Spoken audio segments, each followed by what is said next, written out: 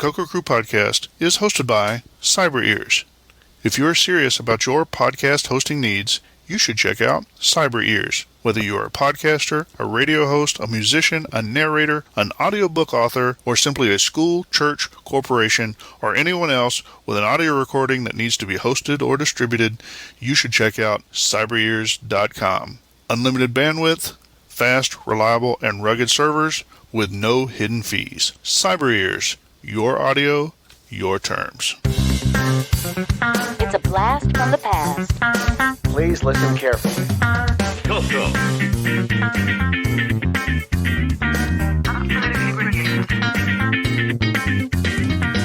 Welcome to the CoCo Crew Podcast. A delicious adventure into the world of retro computing news and information. Featuring the Tandy Color Computer. Hey, you got your CoCo 3 yet? CoCo.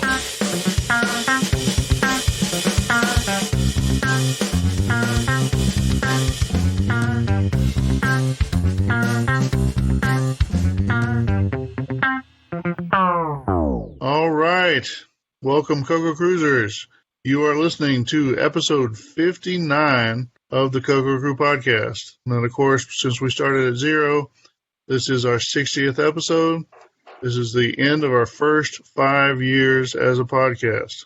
How about that? Woo-hoo. Woohoo! Yeah, That is. Let's see. I, of course, remain John Linville. And I'm joined by, of course, Mr. Neil Blanchard. Hello, Neil. Hello, John. Mr. Mike Rowan. How are you doing, Mike? I'm doing well. Hello, CoCo Cruisers. Very good. And, of course, hello, Mr. Boise Pete. Hello, and I do remain. Very good. Yeah, Boise, when we were first bouncing around that we might start a podcast, Boise was the one who said, well, if you do it, make sure you do it for a while and actually, have more than 1 or 2 episodes before you fade out. Follow So through. I hope we have not disappointed on that one. I'm very happy. Very good, very good. Well, let's see. Moving on to, CoCo Fest. Well, Yeah.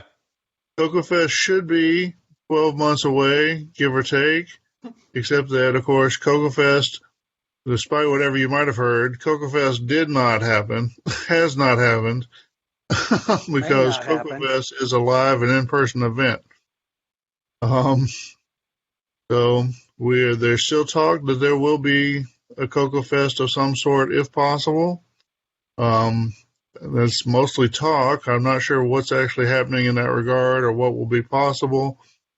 There's still a lot of people who talk about whether the country should remain closed or different states should remain closed for a longer time.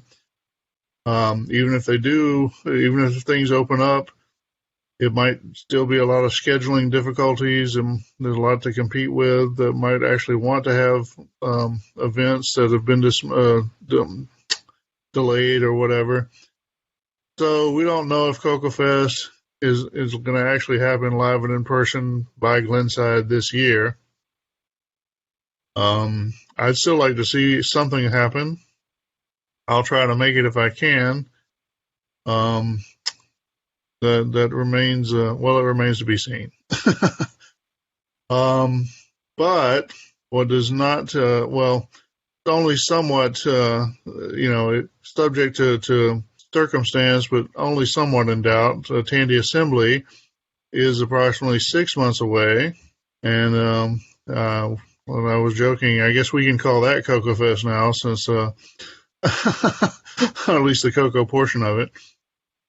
Since the usage of the term CoCo Fest has apparently been become a little looser. I don't know.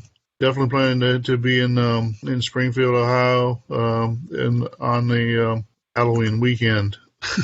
Let's see. What are we working on? Who's working on projects recently? Anything cool?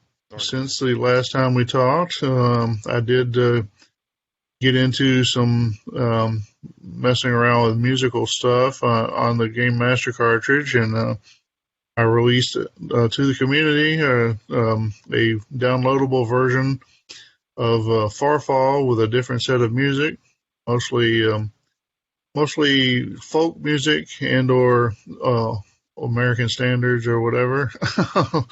A little bit of reveille in there, and anyway, they've been available for download. I've publicized that in the Facebook group for the podcast, and there's been a significant number of downloads. Pretty pleased with that. I think people have been happy and using that either on their own Game Master cartridge development kits, or using one of the emulators like XRoar. Anyone else? What else have you guys been up to? So I've been working on some new episodes of the CoCo Collector. That's been fun. And also I have been working on OS 9 for ARM on the OS 9 Community Edition. That's not exactly CoCo related. It's ancillarily related, I guess you could say. But yeah. So hopefully we'll have some news to announce on that by the time the next episode of the CoCo Crew rolls around. Cool stuff. Yeah, looking forward to that. Very good. Anyone else? I've got a CoCo cartridge factory going on over here. Yeah? Yeah. What are you building? Producing Evan Wright's new game, 3D Monster Maze. It's very close to completion. Cool. And how are you going to distribute those? Are they going to be available for sale before Indie Assembly? Yep, they should be, I figure, a few weeks, so probably as you're listening to this podcast, they should be available. Just wait for a couple little extra goodies that are going to go in the cartridge boxes. What's the pricing on those? $35. Oh, very good. About the same price as they were back in the day. Yeah, that's true. Yep, and with inflation, it means they're probably 4 times the value. That's right. So, very cool. All right, anyone else? Did I miss anything? All right, I know Mike's had a non-Tandy project. Yeah. Keeping him busy. Since I couldn't go to CoCo Fest, I decided to move to South Carolina. So enjoying the beaches here. That's right. Oh, well, that's an exciting, probably lots of fondling of your CoCo gear along the way, so that maybe isn't so bad. Yeah, I'm revisiting things I forgot I had. Yeah. I took a stroll through the storage room today and did some of that. All right. Well, what about anybody pick up anything on eBay recently or any other acquisitions? What was that, Neil? It's been dry for eBay. Been dry, yeah. But I did pick up a. For you. I did pick up a Shanghai ROM pack in a box. Nice. I was with you.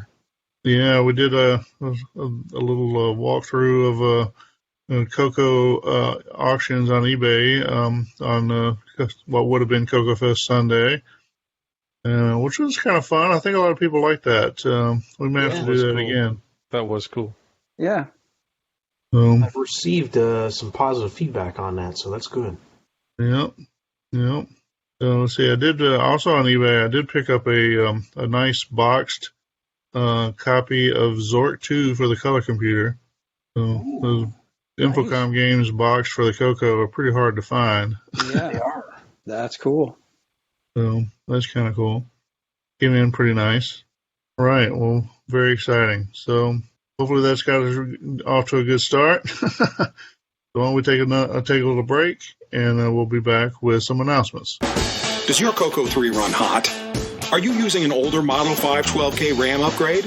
Or maybe you have a 128K CoCo 3 that could use more memory. The Triad 512K memory board from Cloud9 is the solution you're looking for. Named for its unique triangular shape, the Triad only draws about 22 milliamps of current. That's an amazing 95% reduction in power. Less power means less heat and less stress on your color computer 3. The Triad 512K memory upgrade has been in production since 2013 with more than 500 units sold. So whether you need to upgrade to 512K or want to replace an older power-hungry memory board, the Cloud9 Triad is the proven, reliable 512K solution. Often copied, never duplicated. The Triad 512K upgrade from Cloud9. Cool stuff for your color computer. Visit cloud9tech.com for details. All right. CoCo Cruisers, now we're back with some announcements. You are, of course, listening to the CoCo Crew Podcast. We have a Twitter feed for the podcast, and our Twitter handle, of course, is at CoCo Crew Podcast. That's CoCocrewPodcast. If you like to communicate through Twitter, feel free to tweet at us. We might actually tweet back. Of course, we are available on Facebook. We have a Facebook page. That's the CoCo Crew Podcast, 4 separate words. But come and check us out. Join the page. You get a few bits of unique information there, or sometimes at least you get a jump on the regular folks. We are, of course, a podcast. So along with our own RSS feed on the CoCoCrew.org. We are available through Apple Podcasts, Google Play for normal podcast downloads. If you're a user of one of those, feel free to log in and give us a review. That seems to be a cool thing to do. And, of course, if you're more of the streaming type, we're available for streaming through Spotify, Stitcher, and TuneIn. So if you want to listen to us on your Alexa, then just feel free to say, Alexa, play CoCo Crew Podcast. And you might be surprised what pops up. Shouldn't be surprised, but anyway. Let's see. For some time, we've been taking our audio podcasts and running them through a little automatic conversion to produce a video file that we upload to YouTube. So you can get us through YouTube. Why would you do that? Well, why would you do that? Well, what we're told is that the automated subtitling on YouTube is helpful for people for whom English is not their first language.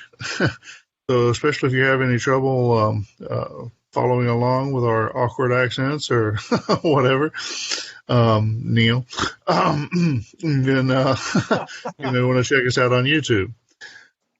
Let's see. We are a member of the Throwback Network. This is a collection of retro-themed podcasts focused around 80s culture, old video games, old computers, that sort of thing. If you're all caught up on the CoCo Crew Podcast, then we recommend that you check out the Throwback Network. Similarly, we are also a member of listed on the Game by Game Podcast Information Hub. This is also a list of retro-themed podcasts. In this case, the focus is gaming and old computers. So, if you're caught up, then feel free to check out the Game by Game Podcast Information Hub. Let's see. Audio for the CoCo Crew Podcast is hosted by Cyber Ears. If you have a need to host audio content online, then whether it be for your own podcast or your church or your business or whatever you got, then we recommend that you check out Cyber Ears, where you will get your audio on your terms. If you want to reach out to the hosts of the CoCo Crew Podcast, we have a few email addresses set up. We have the first 3 will reach all of the hosts of the podcast. And so we've got show, SHOW, at CoCoCrew.org. That's CoCocrew.org. And then we also have podcast, PODCAST, at CoCoCrew.org. And, of course, feedback, FEEDBACK, at CoCoCrew.org. Whichever one you can remember, then feel free to reach out. Give us feedback, suggestions, news tips, whatever you like. And if you want to reach one of the hosts individually via email, then we've got those addresses set up as well. I'm John, JOHN, at CoCoCrew.org. Neil is Neil, NEIL, at CoCoCrew.org. Mike is Mike, MIKE, at CoCoCrew.org. And Boise is Boise, BOISY, at CoCoCrew.org. So, like I said, if you want to reach out and touch us, so to speak, via email, we are available. All right, on to some more somewhat disappointing event announcements. Let's see, the first one that had survived the last month Dragon Meetup 2020 was scheduled for July 4th and 5th of 2020. And that is the Computing History Museum in Cambridge, UK. Unfortunately, the venue is currently closed, and so I have no idea when it will open back up. July is still some time away. It may reopen. Last I heard, that if it does reopen, they're still planning to have it. But, subject to events, right? So, bad news if you're a UK, like a dragon person. Now, what we do have still on the books, the Vintage Computer Festival Southeast, which is still scheduled for July 10th through 12th of 2020, being co-hosted with the Southern Fried Game Room Expo. That'll be at the Marriott Renaissance Waverly in Atlanta, Georgia. Should be a nice place. Like I said, it sounds like it's still scheduled. Current events, the Georgia governor is one of the first to move on reopening his state for business. So let's hope that goes well so they don't have to close down again. And hopefully by the middle of July, hopefully things will be going well enough and maybe we can actually get a live event. That'd be cool, huh? Yes. So, that's only 6 hours away for me now. Yeah, not too bad. So definitely keeping an eye on that one. All right, well, that's the Vintage Computer Festival Southeast, July 10th and 12th, 10th through the 12th. Okay, and then so Kansas Fest, the Abitul event, they have pulled the trigger, so to speak, on that one and canceled the live event, which was scheduled for July 21st through the 26th. What they have now, they're planning what they call Virtual Kansas Fest.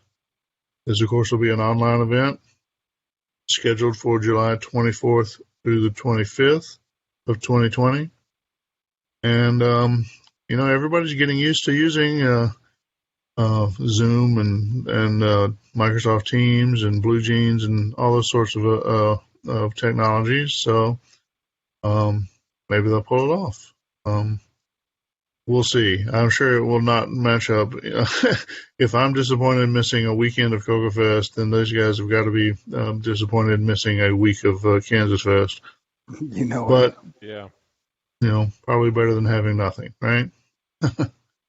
All right. Well, again, that was July 24th through the 25th of 2020. And, of course, still on the books, and hopefully it will remain so, coming up October 30th through November 1st of 2020, Tandy Assembly. This is now our big event in the Tandy world, in the CoCo world. Springfield, Ohio. It's a cool place to visit. Nice little town. It's unfortunately, it's not all CoCo. Unfortunately for us, maybe, but it's kind of cool to see some of the other Tandy stuff too. So don't be afraid of the Z80. Of course, we're in cooperation with the Trash Talk folks on getting that organized. That's a nice group of guys. So come out, show up strong, show your CoCo pride, and make Tandy Assembly the big event this year. I think we'll all be pleased. All right. And that, of course, is the end of our announcements of our live events. It's a little, like I said, they're a little bit lacking this year so far, but we all know what's happening in the world. All right. So why don't we take another little break, and then we'll come back with news. Hey, what's put a smile on your face this morning? Oh, it's my Fred. Fred? From accounting? No, you idiot. Fred, F-R-E-H-D. It's a hard drive emulator for the TRS-80. It emulates the original Tandy hard disk drive, but stores everything on an SD card. Oh, I see. I ran programs that I hadn't touched in years because running them from floppy disk was just so painful. More painful than Fred from accounting? Shut up. For information and pricing, contact Ian Maverick via email, ianm@trs-80.com. All right, welcome back, CoCo Cruisers. And now it's time for the news. Our first news item this month comes from our friend of the show, Jim Gary. It's Pentominoes. And this is another game, a little harder to play with the some of the numbers and things here. But this is a port he did from Compute Magazine, issue 48. So it's another MC10 game. Looks like another good one for your MC10. So yeah. So thanks again, Jim. Definitely cool. Okay, our next one is from Lawrence Woodman, position-independent code for the 6502 on the Commodore VIC-20. And this article discusses writing position-independent code for the 6502, which, well, John, I'll get your input on this, but it seems like it'd be a little more challenging on 6502 than the 6809. Yeah, well, that's kind of why I included it. Yeah. Just to kind of show that.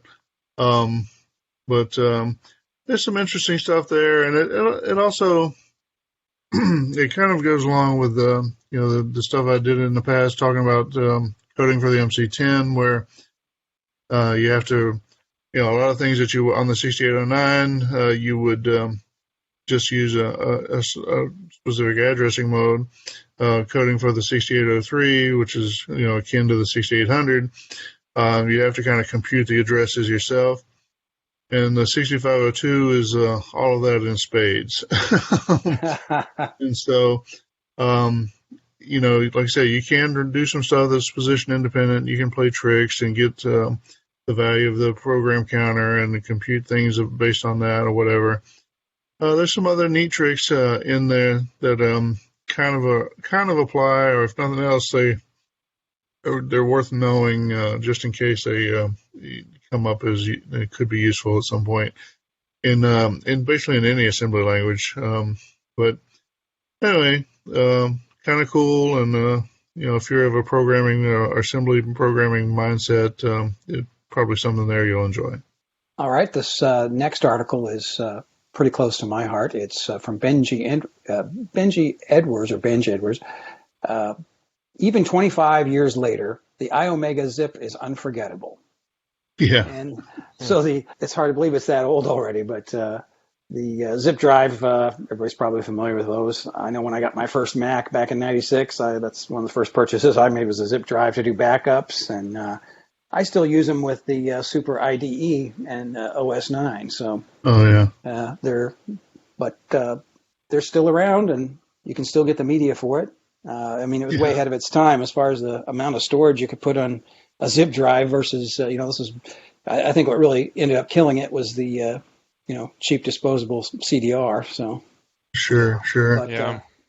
But, in its time, it was, it's kind of cool as it came about in a point where, floppies, everybody knew floppies were kind of dead or dying, but they're still pretty convenient. Yeah. So the zip disks are kind of similar form factor, have some of the same niceness of being able to carry them around and pop them in and out, and easy to handle with the big fat fingers or whatever. And like you, I think the only one I ever bought, I used with the old TC3 SCSI. Yeah. There you go. And I've picked up a few, here and there since then, just because they can be handy, particularly with a CoCo. And of course, like you say, today with the SD cards or even compact flash, it's so much more capacity and even more convenient form factor. But there's a certain kind of retro coolness about them. Mike, didn't I send you some of those? Yeah, you sent me a couple more. I still have those. Cool. I think those were the ATAPI parallel versions. Yep. So which will work with the Super IDE. So it supports those ATAPI zip drives. Cool. All right, this next one is from Steve Ostrom. I came across an interesting probability problem a few days ago. Yeah. So, it's neat to me because, he went through this exercise of doing it, writing some basic code on the CoCo. So it's kind of reminiscent of the kinds of things I might have done as a high school or middle school kid, kind of working through a concept. Would have written a little program on the CoCo to illustrate it or exercise it or whatever. And some other people picked up on it, so it's worth looking at the link there and some of the comments. I don't know, it's just fun to see people use their CoCos.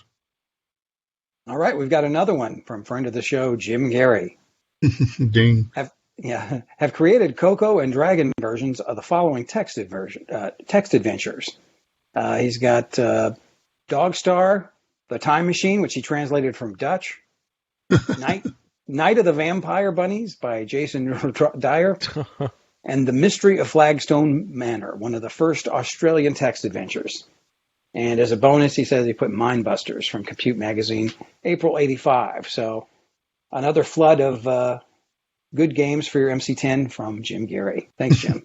Yeah, very cool. Who can ever have enough text adventures, right? That's right. All right, this next one is from David Fischera, I'll guess. Here is my entry. This was very, very timely. Here's my entry for the basic 10-liner contest 2020. It's called COVID Breaker. And what he's done is he's taken looks like it was a modification of a game that had different creatures that you went after, and he's converted it so that they look like coronaviruses. Finally. Yeah. That's pretty funny. So, I wasn't really aware of Jawbreaker, but it's almost like a reverse Farfall. Go up the platforms or whatever. Kind of cool. I liked it. Yeah. All right. This next one is from Reetfield. Modified DriveWire disk images to run the Sidekick menu system. And this is a video from Henry, and he kind of shows what he did with his DriveWire disk images so that he could navigate everything from the Sidekick menu system. It's a cool little video. I wish he would have talked about how he modified things, though. Yeah. So you need a follow-up, Henry. Yeah, some more technical details would be cool. Yeah. Feel free to record something. We could even run it as a text segment. Yeah, that'd be cool. Yeah, for sure. Nice work on that. Keep using DriveWire. Well, that's the thing, it's especially the people who join the community so late that the CoCo STC has always existed for them. Some of them don't seem to see the value of what DriveWire ever provided or whatever. They don't remember a time when floppy drives were all dying or floppy media was all dying. Or it's hard to get, especially anything you couldn't find original. Even if you did have the floppy drives, there was no easy way to use a disk image except with an emulator. So the DriveWire remains a little underappreciated by some of the newcomers. Yeah. It was a good bridge for that time. Get away from floppies and onto newer stuff. Yep. Yeah, and you can see it's still super flexible. It seems like there's always an easy way to hook it in. Exactly. Yep. Who can answer all your questions? Tandy can. Okay, it's my turn. Let me get ready here. Here we go. All right, so the next news item in the list is I wrote a little game for the CoCo 123 this week. Hope you enjoyed, by Allison Deneau. This looks like a disk image that Allison has made available called Xenocide.dsk. I loaded it up in my MAME emulator. Takes a little while to load and compute some variables. It looks like a game. I didn't have a joystick or anything connected to it, but looks like a sphere or a planet, and I'm not exactly sure of the objective, but looks interesting. John, did you try it out? Yeah, no, I'm sorry, I didn't get to the game either, but wanted to include it just because, Allison seems like it's not a name I'm familiar with, so I think she's kind of new to the community, or at least the broader community. And it's good to see some contributions coming in from the newcomers. And, it's always cool to have a new game. And that's written in BASIC, isn't it? Sure. I think it is, so. Yes. Yeah, it is. Which is kind of impressive, too. Some optimization that she did to... it looks like I haven't had a chance to play with it either. I kind of did like you, Boise. I spun it up, but I didn't have a joystick, so... it looks like it's pretty interesting. It's different, unique. Yeah, good job. It's good to see new stuff like that. Okay, the next news item is Build This 8-Bit Home Computer with Just 5 Chips by Matt Sarnoff. This is cool. This is an article on IEEE Spectrum, which is an engineering website/magazine. It used to be a magazine. I was a member of IEEE for a while. And it talks about, looks like taking an ATmega 1284 and I guess emulating an 8-bit CPU even down to the video signal, John, is what it looks like? Yeah, I guess I'm not sure about the details on the CPU, to be honest. Might actually be AVR code, but yeah, we covered this computer a couple of months ago, I think, in a different link. But this is that it's in IEEE Spectrum was kind of cool and a little more detail.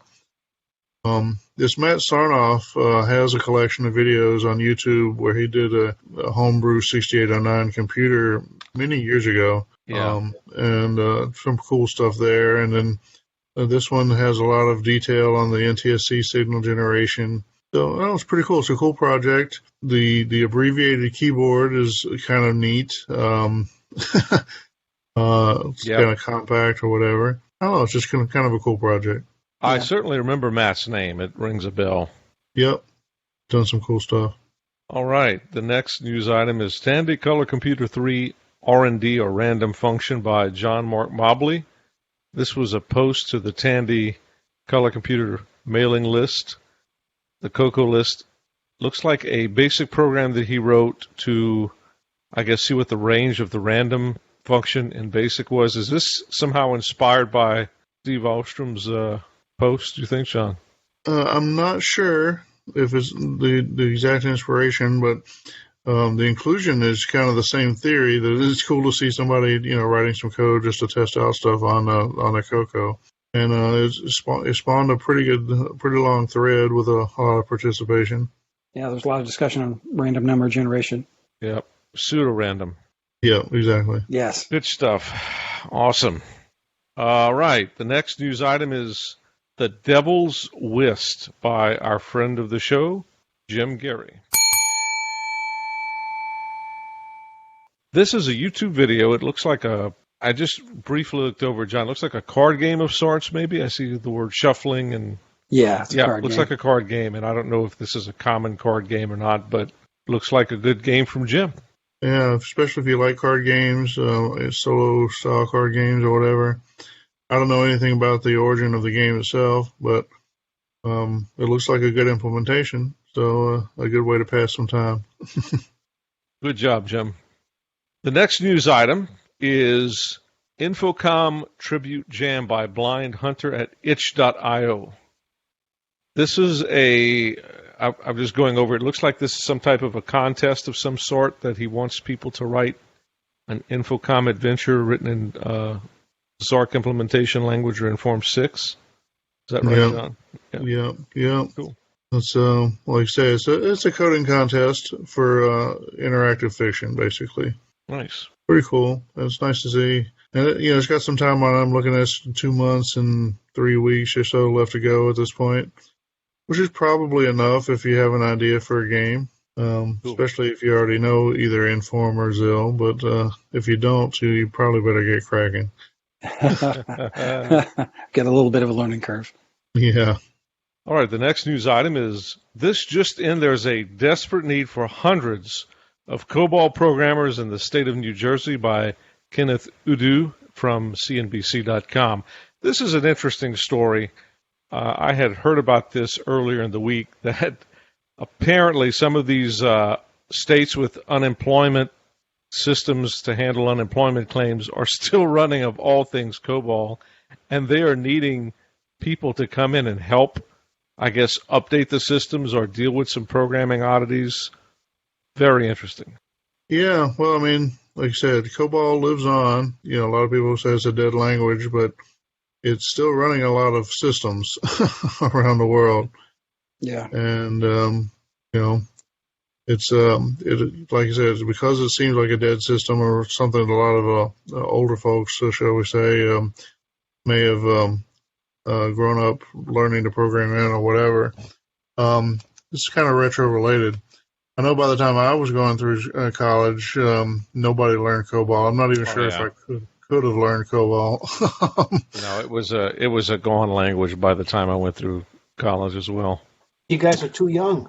We were, yeah. Well, it seems like in the 90s there was a big rush to convert from COBOL to C. A lot of the financial institutions did.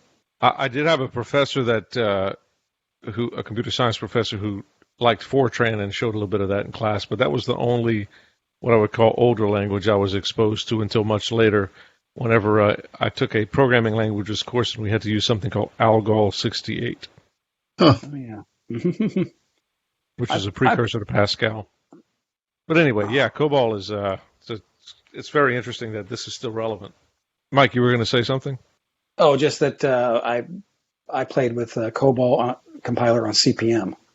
Yeah, and there was also a COBOL compiler for OS9 that Microware sold at one point, although I never played with it. Yeah, I'd like to find that. If anybody has that, I would love to get a chance to mess with it. I agree. Yeah, I think that would be cool. Yeah.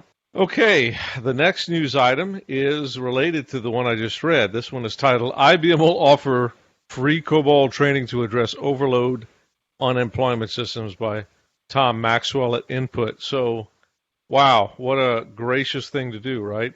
IBM is going to give people free COBOL training. Now, I don't know if that comes with any prerequisites or requirements, but basically what it looks like is they're willing to help get people up to speed on the language. Yeah. Well, it's kind of cool. I'm sure it's not, it's not without some self-interest. Of course. But it's cool that it's out there and can be helpful to some people. I mean, if you find somebody that likes COBOL, they usually really like COBOL. I think there was a real focus on making it the syntax of the language as natural language as possible. It's very verbose, and I haven't used it really at all, other than just to read enough of it to kind of think I could almost read it. But there's something to be said for programs. The easier they are to read, they tend to be less buggy, because if you read them and understand them, then they're more likely to do what you actually intend them to do. Right. So there's something to be said for it. I don't know. It's like I say, it was killed by C or whatever. It's certainly by the .com era. It's I don't know. I had a job working at Computerland when I was in college in the summers, and there was just a kind of a local IT place, or not. It was a chain of IT places, but our local office's big contract was with Wachovia Bank, which is now part of Wells Fargo, but. And so we did a lot of, go in and drop PCs on new people's desks sort of things. And there were a few, people not much older than me coming in as programmers, taking jobs writing COBOL code. And I was like, dude, what are you doing? They're like, well, yeah. It's a job. Apparently it's still in demand, Yeah, well, I mean, now 20 years later, those guys are probably all retired too. I was just looking online, and there's actually there's a COBOL to LLVM intermediate representation project on GitHub. So, I mean, obviously it's still relevant and it's still being used. That's pretty cool. Well, right. But I mean, it's like you say, the language is almost lost in some ways. I know, still going back to college, one of the classes I took in college was used Pascal as the implementation language. But even then, on our Unix systems, we used, instead of a Pascal compiler, we used something called P2C, which would literally translate the Pascal code to C code and then use the C compiler to build the programs. Right. I noticed one of the COBOL projects that's in the GNU world is essentially the same thing, except it translates COBOL programs to C and then uses the C compiler to build them. Right. And then oddly enough, even that project is like 5 years dead or whatever. That it's not even packaged in the recent Linux distributions. So yeah, I'm not sure. Even with current situations, I'm not sure how much life COBOL has in it. But it could be we'll have another Y2K kind of situation that brings the COBOL programmers out of the closets. Who knows? Good stuff. This is the kind of stuff I enjoy working with and reading about. You know what amazes me about this article, just in general as a whole, is how many old platforms are still running out there. Mm-hmm. And at times like this, you get, you're starting to see all these retro machines that are still in operation. Yeah. Different companies. Yeah. And, well, a few months ago we had the articles we kind of laughed at about the missile systems running with 8-inch floppy disks. Yeah, that's right. But amazing. What language do you think the programs running on those computers that were stored on those 8-inch floppy disks or whatever? What do you think they wrote that in? They weren't in C. It probably was not C. Yeah. No. And it sure wasn't JavaScript. Let me tell you what. yeah, that's right. But it makes you wonder though, like why? Is it because it's reliable, or just nobody wants to update it? Well, it in the end it works, right? And I guess there's budgets, and especially when you're talking about governments, right? They tend to hold on to things for a while and don't want to change, and there's always a change cost that they want to avoid. So it probably has a lot to do with it. And of course, banks with COBOL, and banks don't have any money, so yeah, that's right. I mean, it is if it works, don't fix it kind of mentality for sure. Right. And a lot of this, banking transactions, even though we do different things, we're buying different things or whatever, the basic transactions aren't all that different than what they were 50 years ago. And basically, they wrote them and they got them right. So why change them now? People are still adding and subtracting. That's basic math. So. Good discussion, by the way. Here's a color computer monitor bargain from your nearby Radio Shack.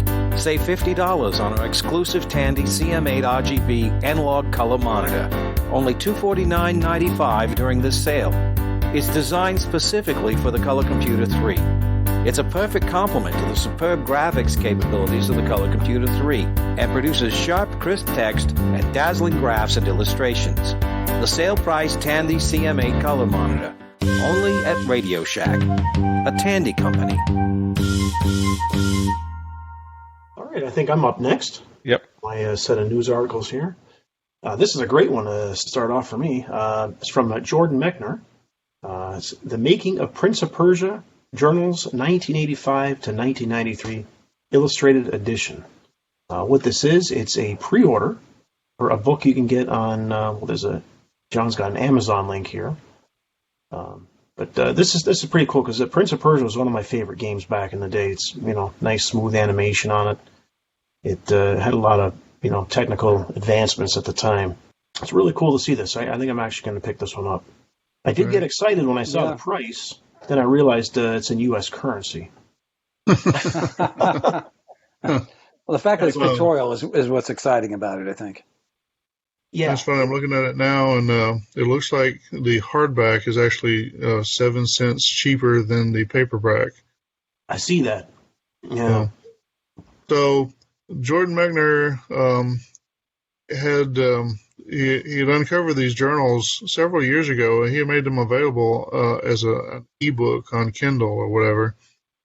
And I actually acquired them and read some of it, maybe not all of it, but they're pretty cool. I mean, they're like, real time, day to day, and some of it is like, I had breakfast again. I had cereal for breakfast again today, but I, was up late last night, that kind of stuff. But a lot of it is about, the, dealing with the publishers and some of the technical issues, whatever. And so my understanding is that this book is it's a physical book, but still basically that same content, somewhat enhanced, I think, with some pictures and illustrations and that sort of thing. Like I said, I bought the Kindle edition years ago, but I'm ordering this one too. I think it'll be cool. It's definitely Prince of Persia was an awesome game for its time, and it originally came out on the Apple II, which is not nowhere near as powerful as the CoCo 3. It's not even, in my opinion, as powerful as the CoCo 2. And I'm sure all the Apple folks will hate me for saying that, but it's definitely an amazing technical achievement. Of course, the rotoscoping to get this fluid graphic animation and all that sort of stuff. But there's some other cool stuff in there too. The Tandy 1000 version is good. Just saying. Oh, no doubt. I mean, I've originally discovered it on a PC, and I was just blown away at how amazing the animation and stuff was. Yeah. And that was on a 386, and nothing else had come close to it, and it performed basically just as well on the 8086. Mm-hmm. Yeah, for sure. And if you pre-order, you can save 26% here. It shows. Very cool. Released April 28th, 2020. So if anybody's listening and they want to get a copy, now's your time to order. All right, our next news article is from Carlos Camacho. He's pretty big in the community. You've probably seen him around. This is an article he found. He follows the Japanese retro computer groups, which I think is kind of interesting. Comes up with some neat stuff. And this title is PC connected to the DB9, which is the Atari-style joystick port of his NEC PC 6001 Z80 machine. And it sends images to his 8-bit home computer. Yeah, that's pretty cool. It's the machine, also known as the NEC Trek, NEC Trek, TREK.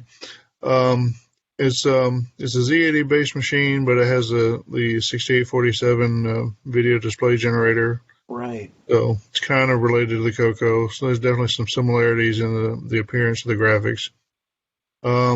That's probably about as far as the CoCo link here goes. But still a neat project. Now you couldn't quite replicate this with the joystick ports because they just work differently on the CoCo. Of course, on the CoCo you could just use the bit banger for the serial connection.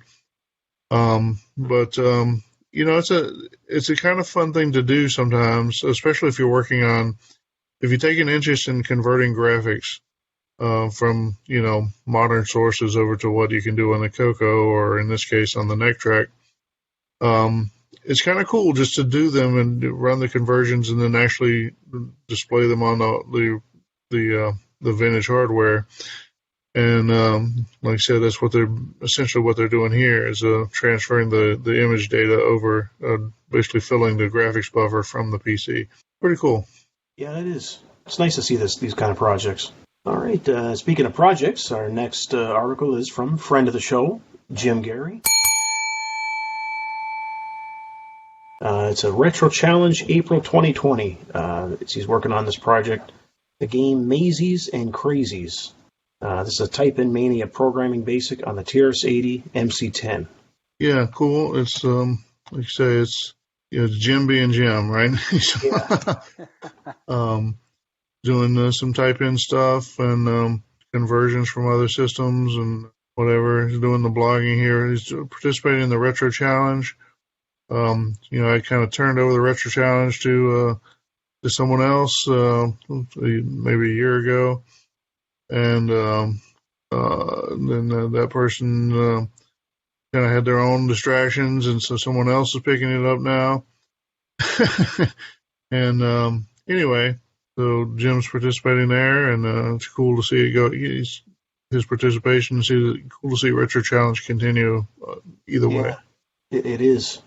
Ah, that's cool. I've got a hardback of that book in that link. That Frank DaCosta book. So cool. All right, our next news article is from Alan Huffman. Title is "If and or Then" versus "If Then If." Yep. So it's cool. It's you can tell it's close to what should have been CoCo Fest.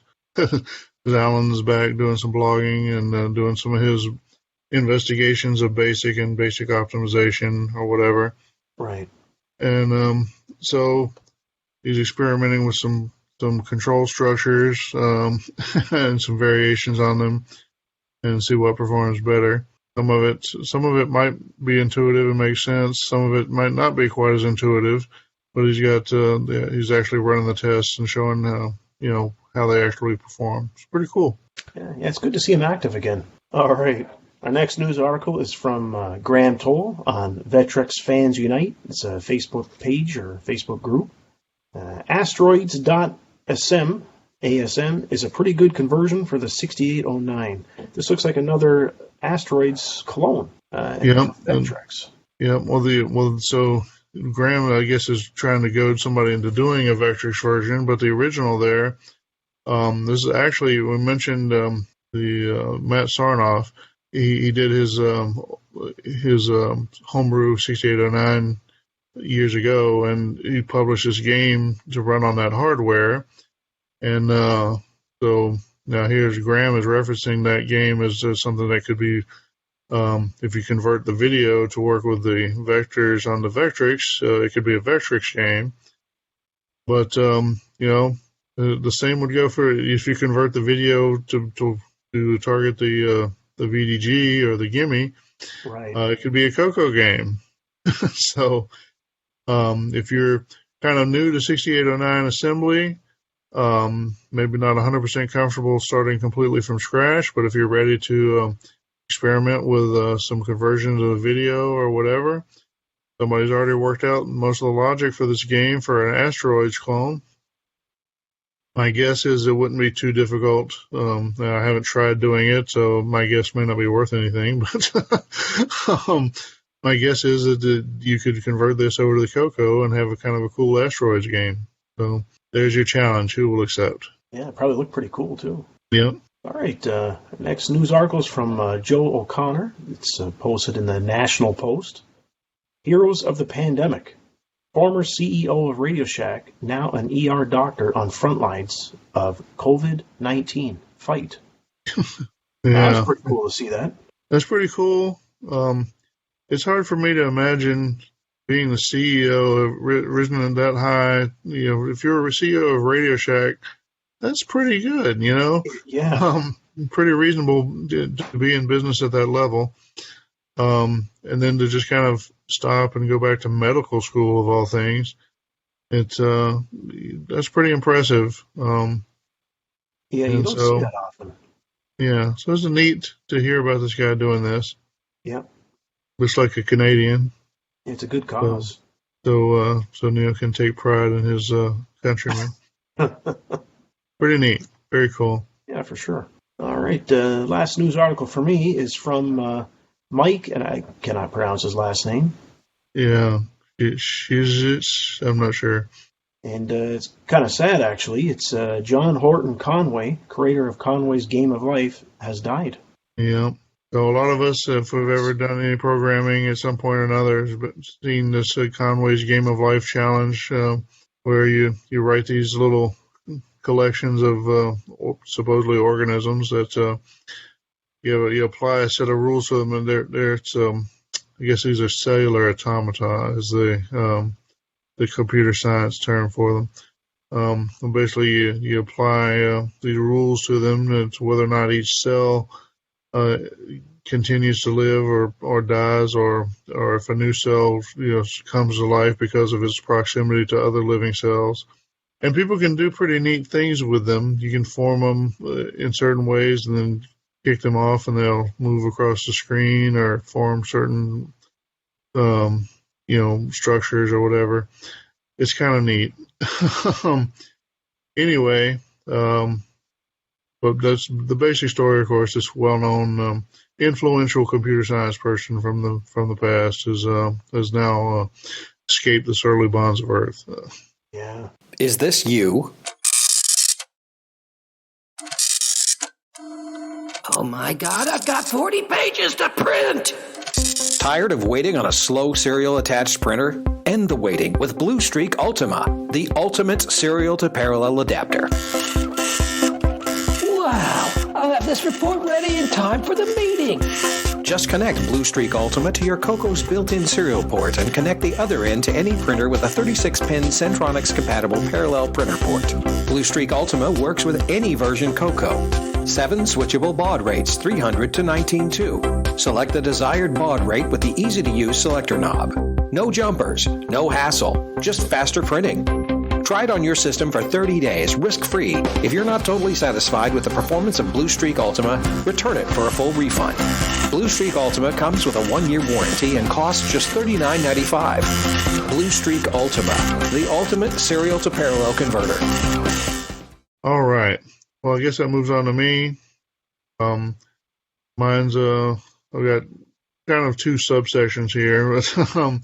So if you remember, we had the CoCo Fest challenge that I had to, whether or not I had to, I kind of declared sort of null or whatever because of indefinitely postponed CoCo Fest. But we did have some participants. I reached out to the participants and asked them, if they were interested in a consolation prize. We'll get to that in a minute, but most of them were not. There's really only 3 major participants anyway, but a couple of them, one of them was interested and a couple of them weren't, but one of them said he was going to continue doing stuff, and that was Scott Went. And so he's been working on so it's a joystick converter into the CoCo from a Xbox controller. There we go. That makes sense because Scott works for Microsoft, so of course it'd be an Xbox, right? So anyway, so Scott continued to do some work and continued to do some blogging. So basically, kind of finished up his project, which is really cool. And if you're interested in using your Xbox controller with the CoCo, then you may want to check out these 2 links and take a look at the work he's done and have some fun. It's pretty cool. So very good, Scott. And of course, the other person kind of continuing his work was, of course, Mr. Jim Brain. Jim has done a lot of hardware projects for the CoCo over the past few years.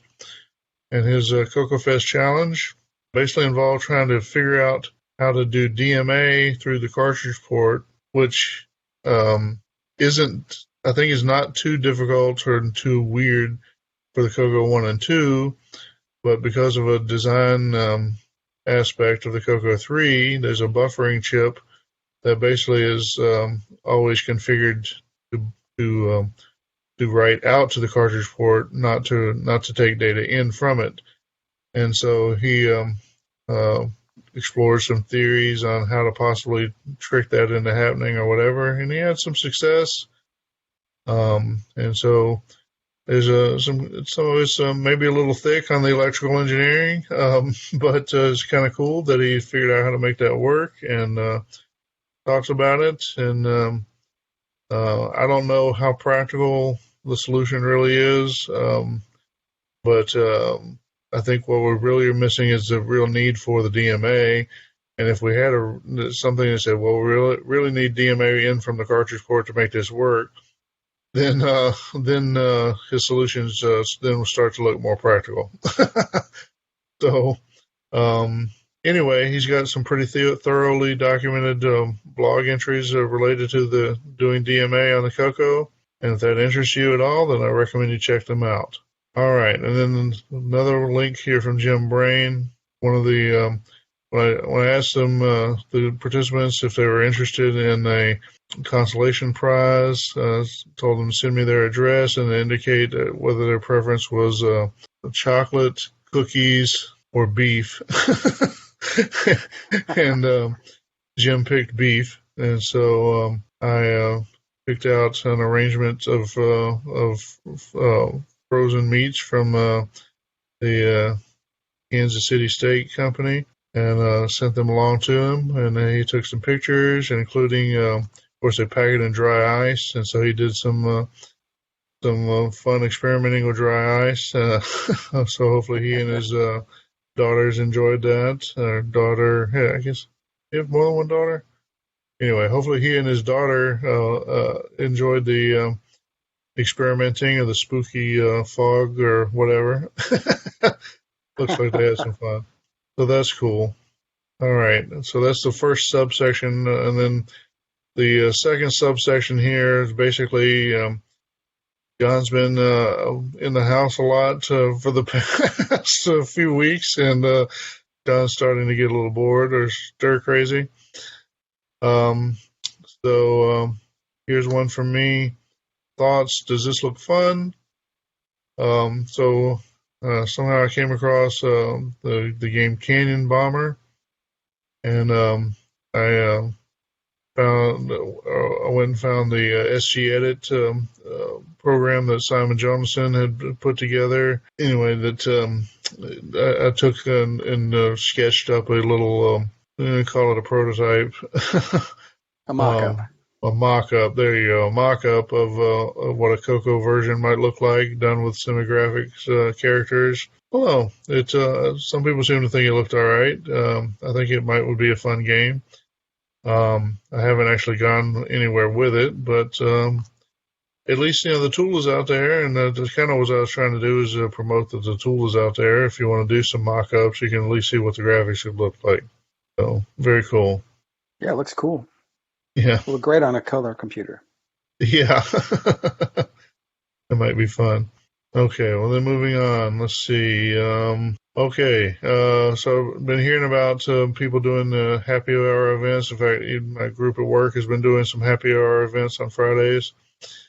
So it occurred to me that we have this software we use for the podcast, and it can stream to the Facebook groups.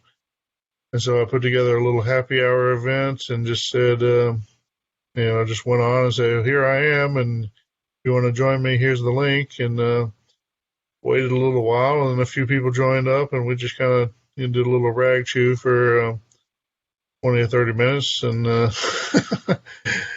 don't know, this is kind of a goofy thing to do, but had some fun that afternoon. It was good to catch up with Joe Grubbs and Dean Notarnicola. I'm sure I'm saying that wrong. Anyway, Dean showed up. We kind of just had a little chat. So feel free to check it out. And if you see us online again, maybe you can join in and hang out with us. Okay. So then the next one, Farfall Music Alternatives. I did a little YouTube video. Like I said in the intro, I've been doing some experimentation with some different musical pieces as part of Farfall, and this video kind of demonstrates some of them. So this is me using my MML music macro language converter to convert some pieces that were written by other people over to work on the Game Master cartridge, and check it out, see if you enjoy it. And then the next one is sort of a follow on there. The OK Time for CoCo Crew listeners to get a pandemic bonus.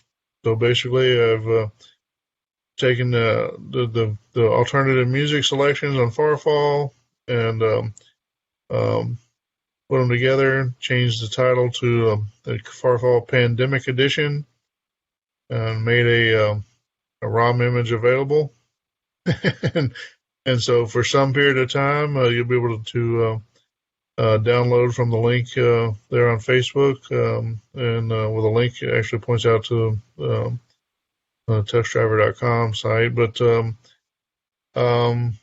download it and you can play it either on XROAR or MAME with a proper command line magic, or you can burn it to a ROM and put it on your Game Master cartridge developer hardware, and then you can play Farfall.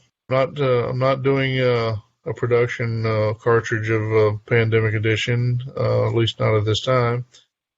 So if you want to play it, this is your option. And if you do play it, good luck getting the Yevon polka out of your head. Yeah, it's a catchy tune. I like how the music gets faster as you play the game. Yeah, definitely, it's a fun aspect, and gets you nervous. You got to have the right musical piece to make that work. So I mean, there's nothing stopping people from burning a ROM, putting it in a GMC if they have one. Exactly. So, and if you don't have a Game Master cartridge developer kit, well, I know a guy. So send me some email if you're interested. And I think I was making those available for $25 before. Sounds about right. So anyway, reach out if you need one. All right. Well, that brings us to the end of our news segment. So why don't we take another little break? Back with some feedback. Telewriter 64, the color computer word processor. 3 display formats, 51, 64, or 85 columns by 24 lines. True lowercase characters. User-friendly full-screen editor. Right justification. Easy hyphenation. Drives any printer. Embedded format and control codes. Runs in 16K, 32K, or 64K, with or without extended color basic. Menu-driven disk and cassette I/O. No hardware modifications necessary. So simple to use, it makes writing fun. Telewriter 64 can display more text on the screen than the Apple II, Atari, TI, VIC, or even the TRS-80 Model 3. Telewriter 64 surpasses all others for user-friendliness and pure power. Step up to professional word processing on the low-cost TRS-80 color computer. Telewriter 64, just $49.95 for cassette or $59.95 for disc. Telewriter 64 from Cognitech. Okay, CoCo Cruisers, welcome back for some feedback. Let's see, last time we were talking a bit about, we had some kind of discussion talking about the Glenside meeting that had preceded the recording of the past episode. And one of the things that we kind of complained about how Glenside had spent some time discussing whether or not they should get a P.O. box, and maybe they spent too much time talking about bylaws and that sort of stuff. And so Jim Breen fessed up that he would have been the originator of the P.O. box discussion. And so he fessed up to that, and then went on to say, the bylaw change requester asked the bylaws discussion be tabled until after the fest, just to free up discussion time. All that said, I can't argue about the lack of fest agenda items is itself is a miss. So a little setting the record straight kind of thing from Jim, but I think ultimately he kind of sort of agreed that maybe they weren't quite ready for CoCo Fest anyway, I guess is the point I think we were trying to make. So maybe the delay wasn't so bad in some ways. Anyway, so the next feedback item, this comes from Mr. Robert Allen Murphy. And Robert, he sent us quite the feedback item. Way too much to quote here. Yeah. So, says, greetings, CoCo Crew. I'm trying something new for CoCo Crew feedback this month. Let me know if it's good, meh, or bad. Well, I mean, it's great to get the feedback. There's lots of points raised and discussion and suggestions, and there was a lot there. And so it's cool to get. It was really hard to quote in the feedback section. Yeah, it was a great letter. Great letter, but too broad to cover here. Yeah. So I apologize for not being able to make a concise quote from it. But anyway, it was cool to hear from you, Robert. So that part's good. Yeah, keep them coming. Keep them coming. Yeah, definitely. So I always love to hear your feedback, whether it's good, bad, or indifferent. Then, like I said, keep sending them in. But that is our last feedback item for the month. So we're going to take another little break, and then we'll be back with, the rest of the show. Tuesday on CoCo TV, we're back with everyone's favorite off-the-wall Radio Shack store manager. 260518. When are you going to be finished with this inventory? I want you to take me out tonight. 260528. 260532. More like 26-dog. An outrageous new 103 Main Street. Then join Miss Wilson as she teaches America's most unruly 6th grade computer class. Today, we are going to be talking about the order of operations. Oh, what a wonderful display of gestures. Now, there are 4 operations. It's a brand new Metro City Elementary, right after 103 Main Street. Tuesdays on CoCo TV. Radio Shack has big news. It's the new Tandy Color Computer 3. It has 128K of memory built in. Choose from a palette of 64 brilliant colors. The keyboard features new function keys. And with the new CM8 RGB monitor, takes full advantage of the Color Computer 3's 80-column text mode. And best of all, your local Radio Shack dealer has them right now, along with a complete line of other Radio Shack and Tandy computers. When you see them, you'll know why Radio Shack is the biggest name in little computers. All right, CoCo Cruisers, welcome back. We're going to have a little discussion among the hosts. And so the topic, is going to be are collectors, quote unquote collectors, different from the rest of us.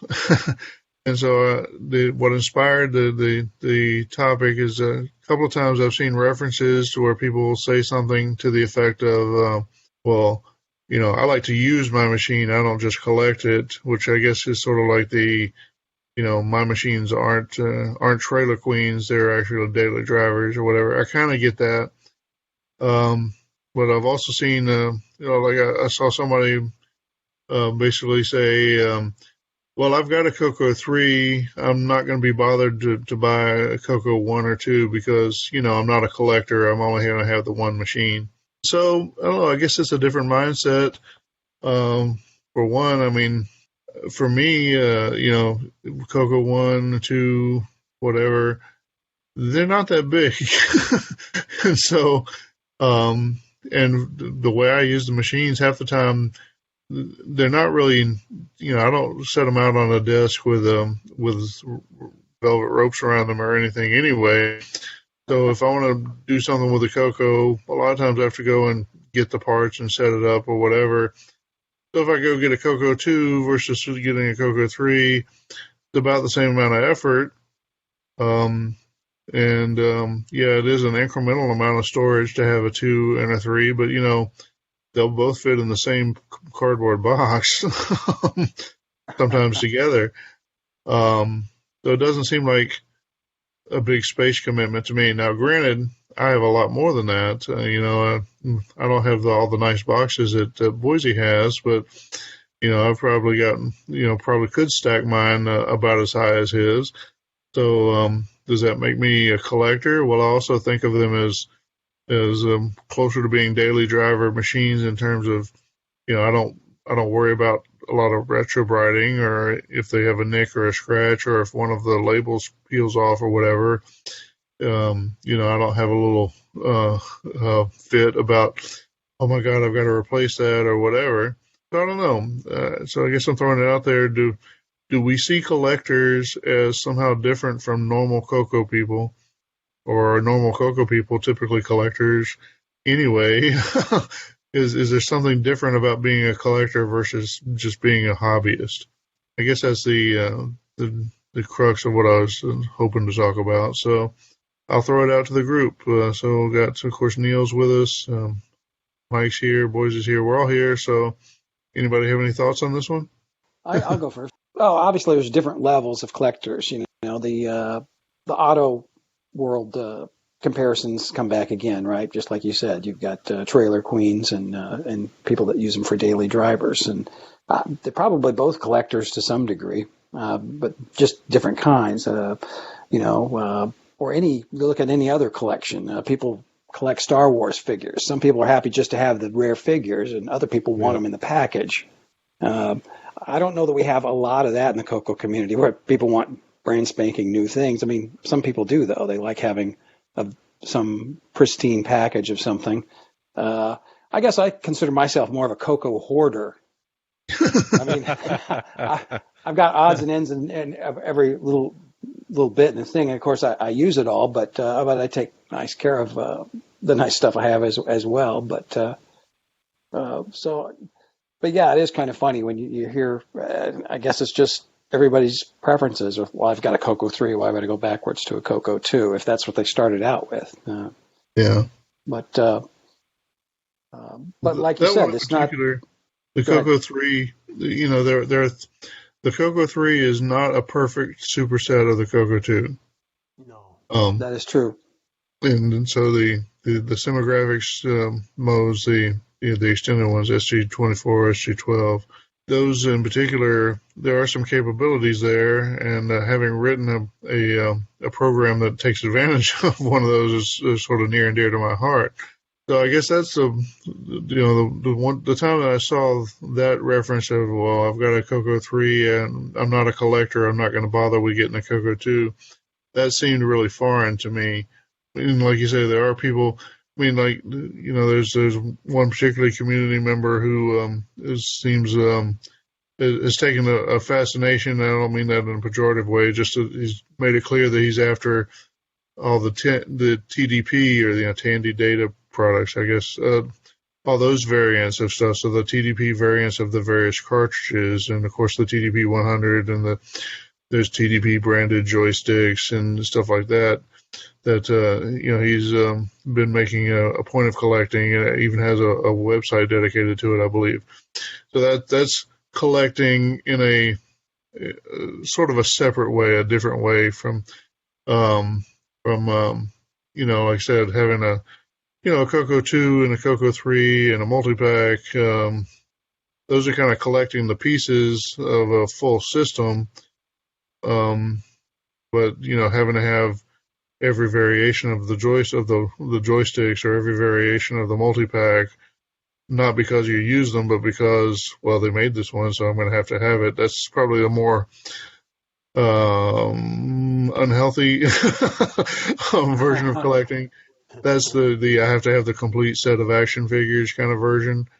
Yeah, I don't know. Some people like collecting the rare stuff as well. Like you said, the TDP is going to be more rare.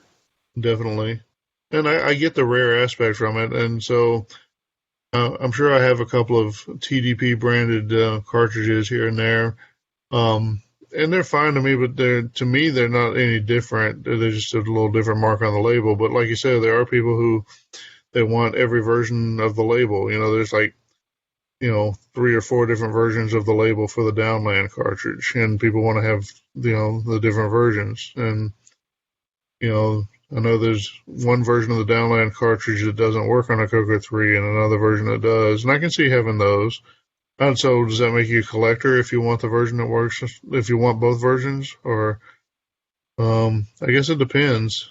I'm definitely fascinated when there are 2 versions that are different but not necessarily marketed as different. It's always cool to kind of experience any kind of differences there. But when you start having to crack open the case and look, this resistor value is different on this model number. That's a little quirky. They're using this brand of electrolytic capacitor. Exactly. Exactly. Well, I can speak to myself because I know this guy called the CoCo Collector. For me, I think of a collector as someone who tries to get at least one of every different variant of something in a group or setting. I don't know if I'm that hardcore about it, but I have collected over the years. And when I say collected, I mean gathered, bought, horse traded, whatever you will, different models of color computer, and because of where I've worked and things like that, I've gotten access to some things that some people haven't, I guess. But I do put those computers away in storage. So I guess you can say I'm collecting them, but I have no compunction about not using them. I can easily pull them out, turn them on if I want to, and take it for a spin or whatever. So if I'm a collector, I'm not one of those guys that, has 50 cars in a garage in the middle of the desert with, humidifiers or dehumidifiers and air conditioning and covers on each car or anything like that. I do take care of my stuff, but I tend to take them out for a spin every now and then. So I don't get the logic, like for someone like John, you said that I don't want to get a CoCo 2 because I'm not a collector. One is not the same as the other. They all are interesting machines in their own right. So yeah. Well, like you said, maybe it's kind of both. The CoCo 2 is different from the CoCo 3. And so in my mind, it's like that justifies having both. But then I can see where somebody says, well, yeah, well, they're different, but they're not that different. So, I'll just be having them for collector's sake, that's kind of back to this version has a different label than that one. And the differences are a little bigger between the 2 and 3, but I can see where you might see them as the same kind of category. Well, the other thing too, Rod, is not everybody has the same space as everybody else, right? Some of us live in apartments, some of us don't. Some of us have storage sheds, some of us don't. So it depends on what your ability is to kind of maintain and keep all of that, because you just don't want to throw them out in the, in an environment that they're going to get dirty or messed up with things like that. So sure. I get it, but yeah, I've been fortunate to have gotten the pieces I have, and so in a sense, I'm a collector, but I'm also obviously a user. So I think there's room for both. Cool. Neil, you're quiet. Well, I'm just taking this all in, but I think maybe to sum it up, if you had more than one CoCo 3, more than one CoCo 2, CoCo 1 even for that matter, then that would make you a collector. Yeah. Well, even if you had one of each, I guess it starts to be collectors. Depends on your motivation, right? But although the CoCo 3 and the 2, like you said, there's a big difference between them, even for software compatibility. So, one of each of those. Yeah, maybe the CoCo 1, that wouldn't count because that's pretty much the same as the 2. Yeah. But even with the CoCo 2s, you've got the true lowercase versus no lowercase. Right. So many versions. Clearly, all of us are actually collectors. Yeah. Oh, goodness. But, well, I mean, I guess I'd have to plead guilty. I certainly have too many of them to not be some version of a collector. Although it was probably not too far from Mike, being a hoarder. But I just kind of started to acquiring more than I needed under the notion of someday I'm going to want to play Robot Odyssey and my CoCo 2 is going to be dead. I'm going to have a backup. And, nowadays I might feel more comfortable thinking I could fix it, but, now I've got a bunch of stuff anyway, so I might as well collect a few more. That's it. All right, well, have we beaten this one to death? Ooh. I think we've got a lot out of it, yeah. Yeah, I think so. But that said, if you have a Gimmicks, an AT306, or an MM1 for sale, please reach out to me. Oh, my God, yes, of course. Definitely. Anything from that, this could be a CoCo 4 era, those would all be great. I'm going to add one thing to this discussion, because it kind of fits under this topic. One thing that I've never been a fan of, though, is people out in the communities buying this stuff up that don't even know what it is, and they're sitting on it and then turn around and try to, drive the price up. The speculators. Nobody likes speculators, yeah. That's the word I was looking for, the speculators, yeah. I mean, and you see it all the time, like, even in the retro gaming world, like, the NES cartridges, Atari, all of that stuff. It just the only thing I can say to justify some speculation is better than having that one weird thing end up in the landfill. True. Somewhere there's an AT306 or a bunch of MM1s or whatever that have been thrown to the wind, scattered in the landfills or whatever. Nobody even knew what they were when they threw them away. Right. So at least nowadays, a lot of people will at least say, well, some weirdo will pay some money for that one. And then, as long as we get them to put it on eBay long enough that they figure out it's not actually worth $1 million and sell it for $75, before they get mad and say, well, I'm just going to throw this away anyway. Yeah, so that's not so bad. If as long as they're speculators with broken dreams, that's not so bad. But even we didn't buy a New York Times CoCo in it. Yeah, the New York Times guy. It's still there. It is. I'm surprised we didn't come across it in our auction review on Sunday. Yeah. So rare doesn't always mean valuable. Well, definitely. That's true. That's true. Definitely. But, although it can help the value if you find the right dummy to buy it, which might be me. If you have something rare, always be sure to offer it to me and see if I'm dumb enough to pay the price you're asking. I'll take that. All right. Well, that's probably enough. Why don't we draw this to a close and take another break, and then we'll be back with the rest of the show. Meet Dr. Bjorn Vittore, one of 3,300 scientists who work on ATLAS, analyzing data from the Large Hadron Collider. We are truly on the brink of discovering the elusive God particle, the particle that gives all other particles mass. When Dr. Vittore needs to crunch numbers quickly, there's only one tool he turns to. I first encountered Dynacalcs when I was at Fermilab in 1984. Our primary field was a Hazelwood Helix-running OS9. It looked like a giant power supply with a small 6809 board attached. But the operating system was way ahead of its time. Very powerful. We were provided load versus displacement data and used the Dynacalc to determine hysteresis at different positions of coil actuators. Dynacalc handles the calculations where the previous Apple II running VisiCalc simply lacked memory to complete the task. Dynacalc is easy to use, easy to afford, yet sophisticated enough to meet the most demanding requirements. I still keep a CoCo 3 in my office with Dynacalc, just a press of the clear key away. It's an invaluable tool that allows me to enter data and equations quickly. Whether you're performing basic accounting, solving engineering problems, or even searching for the Higgs boson, Dynacalc is up to the task. Dynacalc allows me to perform complex work in a straightforward manner. I wouldn't use any other spreadsheet. Powerful, simple, Dynacalc. Okay. Hello, CoCo Cruisers. This is John Linville, and I'm back with a tech segment. Haven't done one of these in a while. I kind of got a little burned out, but, you know, it's the end of our 5th year. Thought maybe I'd take a swing at one. So, I was recently doing some work with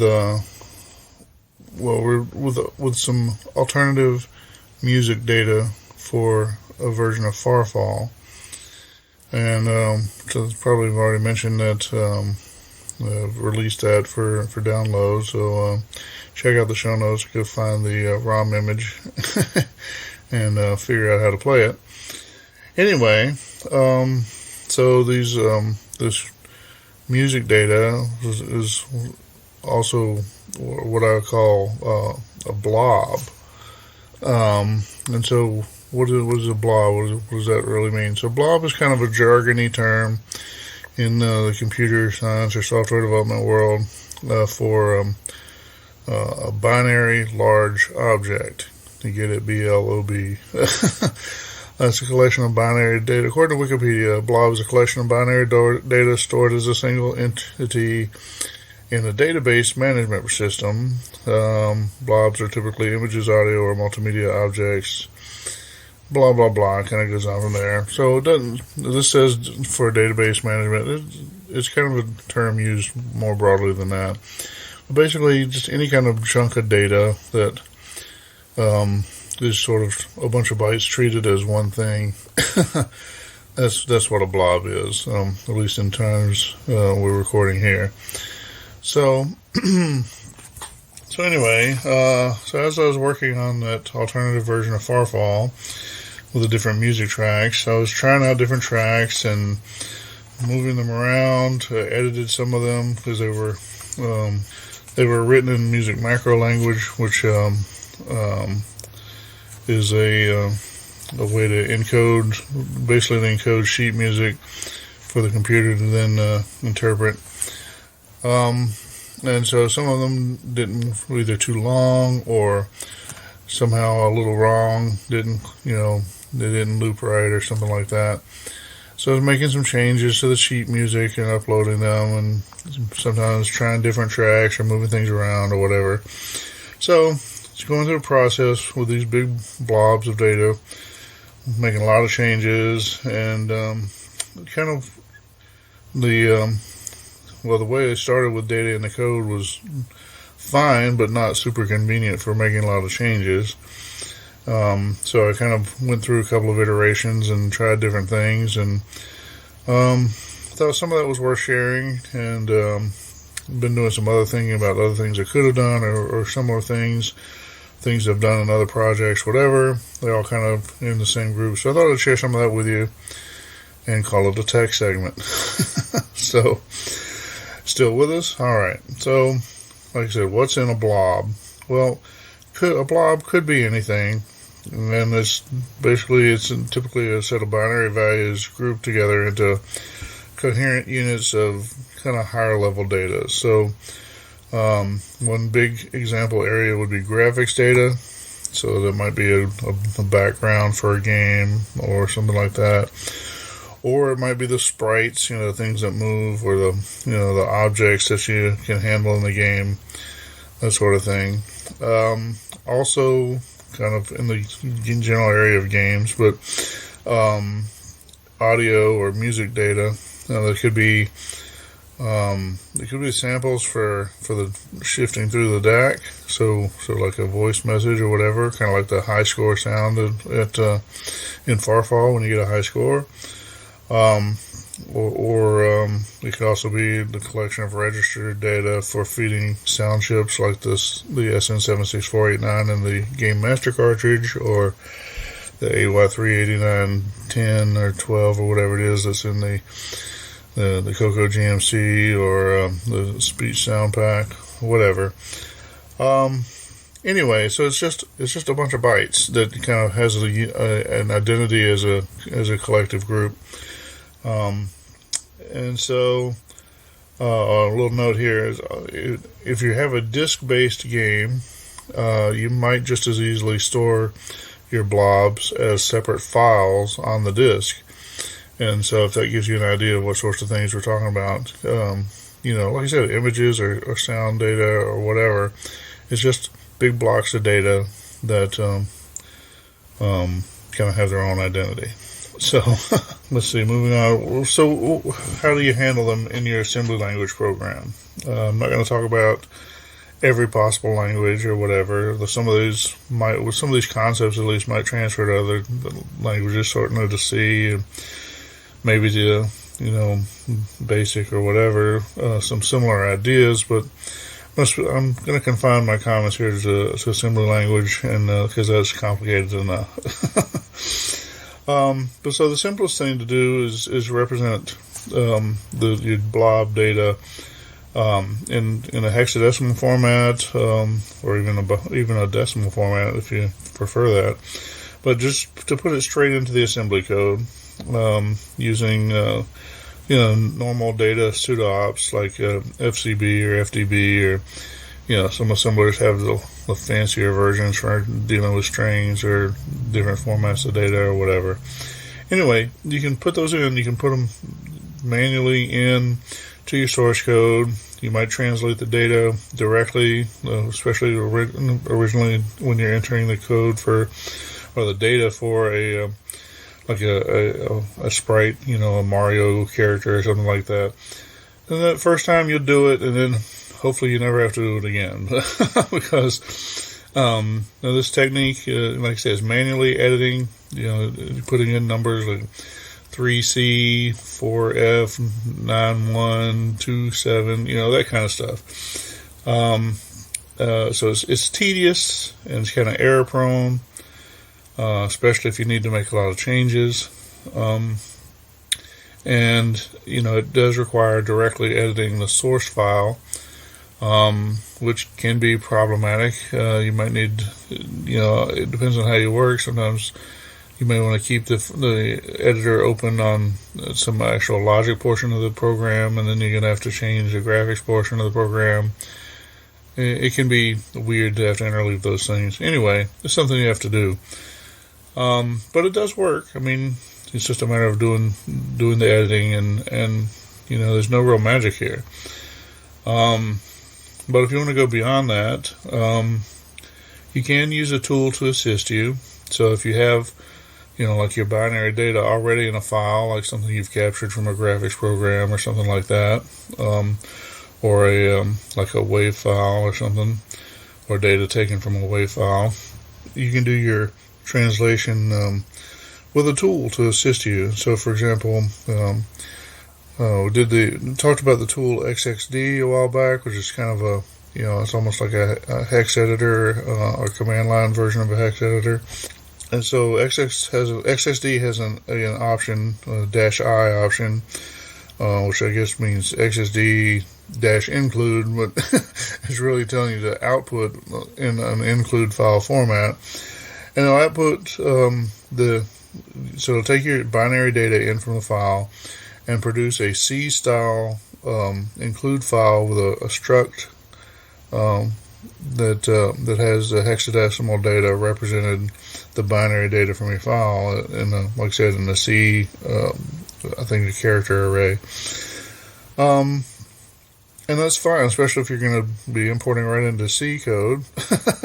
That'll probably work fine. Of course, the problem is that output may not really match what your assembler wants to see. Certainly not going to come out saying FCB or FDB or whatever. So you're going to have to take that output, save it to a file, and then do some editing on that file. Or the data in the file either. And so you're going to have to take off the C structure statements and brackets and stuff, and you'll probably need to go through and change where it'll have like a 0x to indicate a hexadecimal value, and then change that to have a $sign for the assembler. Depending on what your assembler is, you may need to remove the spaces between the data values. May need to translate, take comments off at the end of the line, put in different kinds of formatting stuff. It can be done, and so that if you only have to do it once, it might be a little tedious and certainly a little error prone, but if you only have to do it once, it's not a big deal. So if you somehow generated the data and then one time you had to put it into your source file, especially if it's not very big, it shouldn't be a big deal. If you're using an editor like VI and you're a master of it so that you can do regular expression changes on the code, then it's probably not a big deal. I was able to do some of this in about 4 or 5 commands. I could have the C header style output converted over to an assembly language source file, no big deal. But if you're using Emacs or some even less capable editor, there may be a whole lot of arrow, shift, whatever, delete, a whole lot of that to do depending on the size of your file. So, kind of depends on you. Now, you may be able to filter the output of your tool, especially if it's XXD, for example. If you're on a Unix-style system, you do your XXD-I and then filter it through to a sed command, and you can probably do that. Figure out a set of filter commands for that, and make it just a one press the button and it works. Or you might be able to feed it all through some sort of custom tool, which would, similarly, it would take some time to develop your custom tool, but once you have it in place, it could do the conversion for you. And you can do it again and again with your tools. Again, not that big a deal. Now, depending on how you're doing things, you may still need to edit your assembly language source file to make these changes, to get rid of the old version of the data, read in the new version of the data, save it. It's a pain in the butt, but you could do it. Now, if you can do your conversion directly to a properly formatted file, many assemblers do offer an include style capability. If you're a C programmer, or many other high-level languages have some version of include or use or some other command like that basically says, at this point in the source program, process the input like it's coming from this other file, and then until you get to the end of that file, and then return here. And so you can do that, and for example, LWSM has an include directive, and it works really well. And so rather than having to edit the file, you just would put in one line that says include, and whatever the converted version of your data, the file that you converted from your binary data to your assembly language version of the data, you just would include that. And then in your main source file, you can use labels to define addresses for like the start of your blob of data, maybe the end of your blob of data. Works pretty well. Now, if you do this, I assume you're using make. If you're not using make, it's probably because you don't understand make. Or you're one of those guys that thinks that more modern tools are automatically better. But anyway, if you're using make or something like make that does code builds based on dependencies of whatever, then you need to make sure to update that tool so that when your binary, when your blob file gets updated, it will regenerate your dependencies, which probably means you need the original dependency on the original binary file so that if it changes, you recreate the source version of that. And then you'll need to take it when the source version of the data file changes, then that'll regenerate, force it to rebuild the actual program. Otherwise, you're going to wonder, well, I made this change in my graphics file, but the graphics still looks the same. Anyway, well, that's just basic program development stuff, but just a reminder. So hopefully a word to the wise is sufficient on that. Okay, so that covers when your blob is being handled as a text file. But what about if you want to just take your blob data and just use it directly? And so there's a couple of variations on this, but essentially in this case, what you're going to do is you're going to take that original blob data file and you're just going to jam it right into the build object. Whatever comes out of the build process, it's going to be, some chunk of it is going to be exactly the same as the binary data input. There's a couple of ways you can do this. One way is just as part of the thinking about your program, you can just think about where your program is being loaded into memory, and you can allocate space for your blob as part of the memory map. If you need to define any addresses, like the beginning of the memory map or that sort of stuff, the beginning of your blob, rather, you can use EQU or equate or whatever kind of pseudo-ops your assembler has, and define the addresses that you need. And then when it comes time to build your ROM image or whatever, then you just use the file utilities on your build machine and shuffle them together as appropriate. Now you need to understand what memory is going to look like and how it's being loaded, and what offsets are being used to load your program and all that sort of thing.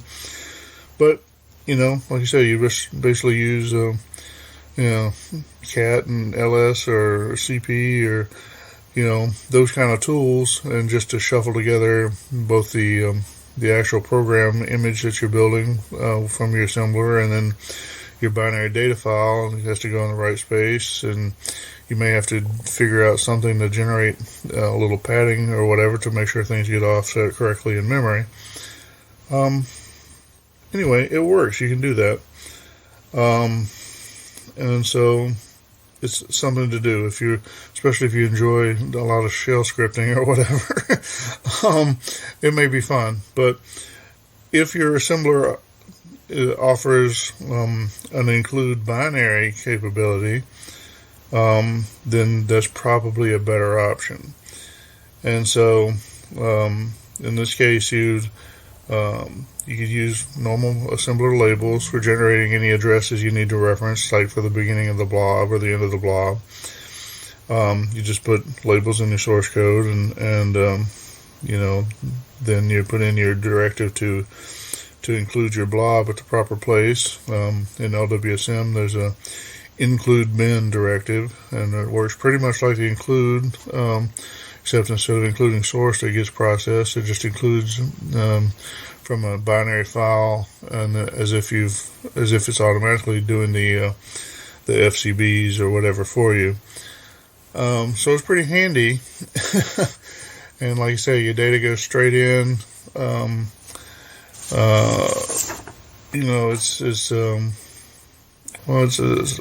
I recommend this format, this version, basically, for most cases. Got one little note here. Don't forget the make file on this one either. So it's a little bit simpler, perhaps. So you don't have to worry about an original binary file generating a source version of the binary, then that being a dependency on the actual program. You basically can just make sure that the program build is dependent on the data binary, and so it's only one step. So a little bit easier in one line or one change to one line in the make file if you're using make. But anyway, that's it. That's most of the advice I was wanting to give you. But when I was coming through this, I was thinking about there's one other option that you could do if you want to include blobs in in your assembly source or in your programs. This is essentially more or less what I did for my CoCo 3 video player, and so this is what I call the independent blob. And in that case, you assume that your blob is basically either is already in memory when the program runs, which is not quite what the video player does, but maybe it's more like Sluzzle, where things get loaded, the video images get loaded separately. But anyway, you would go off and think about where your programs are going to be loaded in memory, and you'd allocate space for your blob in the memory map. And if you need to reference the blob, like the beginning of the blob or whatever, you'd use EQU or equate or whatever statements, whatever pseudo-ops you have for allocating the addresses or to define the addresses. But you're pretty much on your own, but you would do it. And then write your program, right there. Your program source doesn't reference the blob at all, except by referencing those addresses. And so then the one last part of this is you're going to have to use some sort of loader for your program. So typically there would be something in your basic program that does a load-in or cload-in of an object, or maybe a lot of disk access and pokes or whatever. But somehow or another you'll have to load the program in manually with your loader, or load the data in as you're loading your program. Anyway,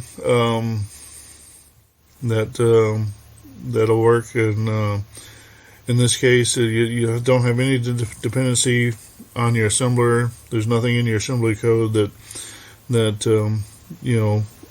is doing anything really to help you in this case, other than, the ability to use an EQU or something like that.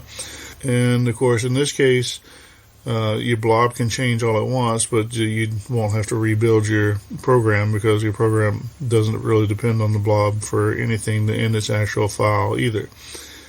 So in some ways, this is the cleanest option, but it does require the most upfront planning, or at least as much upfront planning as anything else.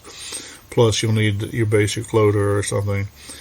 So, not necessarily the best option, not necessarily the worst option. Like I said, I pretty well did this in Sluzzle, did something kind of like this in the video player. Anyway, if you're programming assembly language, you ought to understand the things like where things are in memory. Anyway, so maybe not so bad, but well, that's probably it. So, haven't done a tech segment in a couple of months. Hope you enjoy that I'm back, and give us some feedback. I got a lot of feedback when I said I might not do as many tech segments. I got a lot of feedback saying we love the tech segments and please do them. then I did a few and then didn't do a few and didn't get many text segments telling me how much you missed them. So I assume that maybe you just figured they'd come back eventually, and I guess you were right. But anyway, I'd love to hear your feedback on the topic or on any other topics, whether or not they relate to me or the show or whatever. Well, hopefully they relate to the show. But anyway, we'll be good. Enjoy CoCo Forever, and we'll get you back to the rest of the show now. Thanks. This commercial's going out to you, Boise. CoCo 2, c'est le coq champignon, des micros et dans le pion. Pour le jeu, il est pas bavard, les études, c'est pas bizarre. L'expansion, il garde ça, les commandes, tu vas voir ça. Notre CoCo est contrôlable, pour tes cours, c'est bien serviable. CoCo 2 de Radio Shack, ton affaire est dans le sac. Un ordinateur couleur qui a de la personnalité. Le CoCo 2 de Radio Shack. On solde pour Noël à partir de 149,95. CoCo 2 de Radio Shack, ton affaire est dans le sac, c'est toi et CoCo 2. Welcome to This Month in CoCo History, where we explore events in the life of our favorite home computer. I'm Boise Pete, and this month we take a look back 37 years to April 1983 and the genesis of an important annual event. The very first Rainbow Fest took place April 22nd through the 24th of 1983 in a suburb of Chicago, Illinois. Several thousand attendees crammed the Mayoral Ballroom exhibit hall of the Regency Hyatt Woodfield for Friday evening and all day Saturday and Sunday, where rooms were only $43 a night. Vendors such as Frank Hogg Labs, Tom Mix Software, and Endicott Software showed their wares at tables and booths spread throughout the exhibit floor. Notable CoCo author Don Inman gave the Saturday morning breakfast address to ticket holders. Seminars included technical topics from Fred Skirbo, Dr. Hal Snyder, Charlie Rosland, E.R. Bailey, Lonnie Falk, Tom Nelson, and Steve Bjork, among others. Pages 122 and 123 of the July 1983 issue of the Rainbow magazine featured photos from the event. Over the years, Rainbow Fests would be held in New Jersey, California, and even Texas, but the Chicago Rainbow Fest was the most long-lived event. Even after the last Rainbow Fest in that city in 1991, the tradition has continued non-stop with the Glenside-sponsored CoCo Fests. Speed Racer from Mistron. Speed Racer is a supercar race game that puts you behind the wheel with incredible scrolling 3D graphics. It's simply the finest car race game ever written for the CoCo. Just $34.95 disc or tape, 32K required. From Mistron. Welcome back to Neil's Corner on episode 59, the 5th year of creating this podcast. And ooh, do I ever have a treat for you on this edition of Neil's Corner.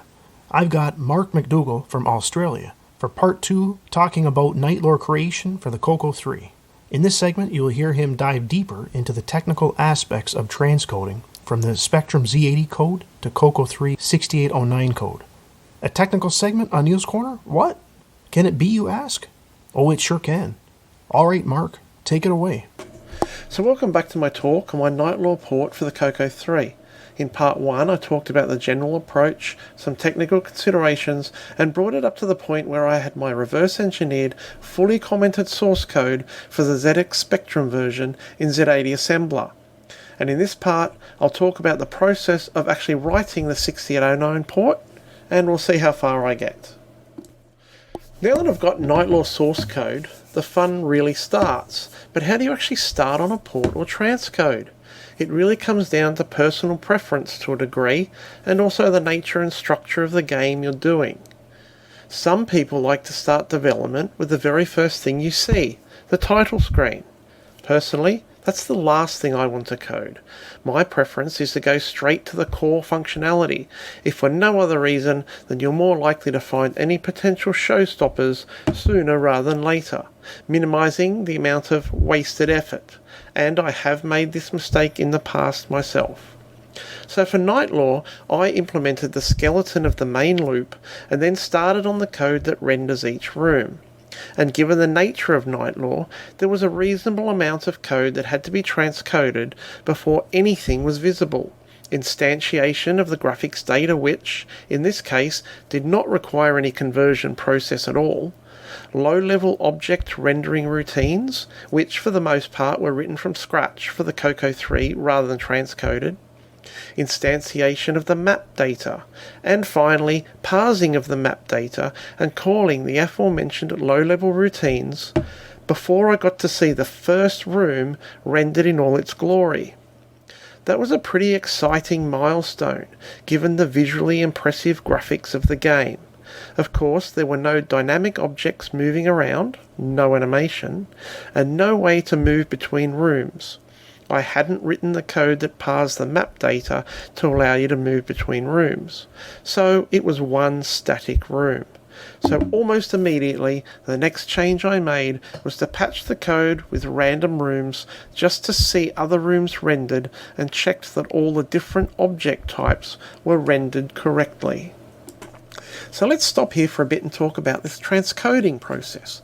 What the aim here is to have the target CPU execute the same logic as the source CPU, manipulating the same data, making the same decisions, and ending up with the same results, and hopefully taking a similar amount of time to do it. The CPU in the ZX Spectrum, the Z80 microprocessor, is a reasonably different beast to the CoCo 3's 6809. Whilst it is clocked quite a bit faster, fortunately for us, a lot of the equivalent instructions take more clock cycles to execute, meaning that they're roughly on par with one another in their capacity to process data, especially considering other bottlenecks in the ZX Spectrum's design, for example, video memory contention. However, the extended register set of the Z80, including the alternate register bank, make mapping registers from one to the other not quite so straightforward. Fortunately, Nightlord didn't make too much use of the alternate register set, which made things a little easier. But the 8/16-bit nature of the Z80 register pairs did sometimes cause a little headache. The Z80 code used the index registers IX and IY exclusively as pointers into the main data structures, which did make life quite a bit easier. That's because the 6809, of course, has the X and Y index registers with very similar capabilities. So it was almost a given that any Z80 instruction using IX or IY could be transcoded to the equivalent 6809 instruction using X or Y, and there were a lot of those instructions. But what about the rest? In general, I tried to use a consistent mapping where possible, but it was not a hard and fast rule by any means, and I think this is where the reverse engineering allowed me to hand optimize the code a lot more than any brute force or programmatic transcode could. The single 8-bit accumulator, A, on the Z80 was generally mapped to the 6809A register for obvious reasons, but that really only left B and the stack pointers for everything else. B was generally used for any 8-bit register on the Z80 that was in use at the time, whilst U was used for any 16-bit register. S was reserved exclusively as the stack pointer, effectively mirroring the Z80 stack pointer register. Fortunately, Nightlord didn't make excessive use of the Z80 registers, and rarely were register values persistent between routines. In fact, a lot of users were simply performing the sometimes clumsy arithmetic on the Z80 and could be replaced by hand-optimized code requiring less 6809 registers, such as utilizing the D register for 16-bit operations or 16-bit memory reads. So, whilst parameters were usually passed in registers to routines, the scope of the registers were localized, and I was fairly free to remap registers uniquely within each routine and not have them affect anything else. In cases where I did require an extra register, I reserved a byte on the direct page for each Z80 register. For whatever reason, it turned out that the Z80C register was the one register that caused the most problems.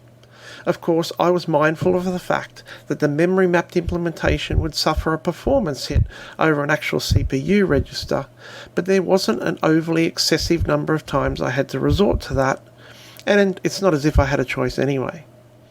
Of course, there were times during the transcode that I'd assign one 6809 register, only to decide further down the track that it wasn't the best choice. and I'd have to then shuffle registers around and or rewrite a portion of a routine. And times I'd review the code and simply decide it could be better optimized for the 6809 by switching registers around, all at the same time ensuring that I wasn't altering the code logic. So, in a nutshell, I try to stick with a consistent mapping where possible, but also be prepared to also break the rule when it was either necessary or just made sense. So back to transcoding Night Law specifically.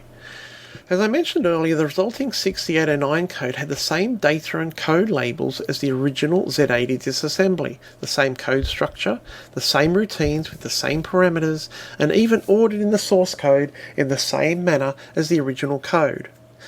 If you like, not too dissimilar to translating a book to another language. Once I had the room rendering routines done and tested, it was time to fill out more of the top-level logic in order to allow me to move around the map.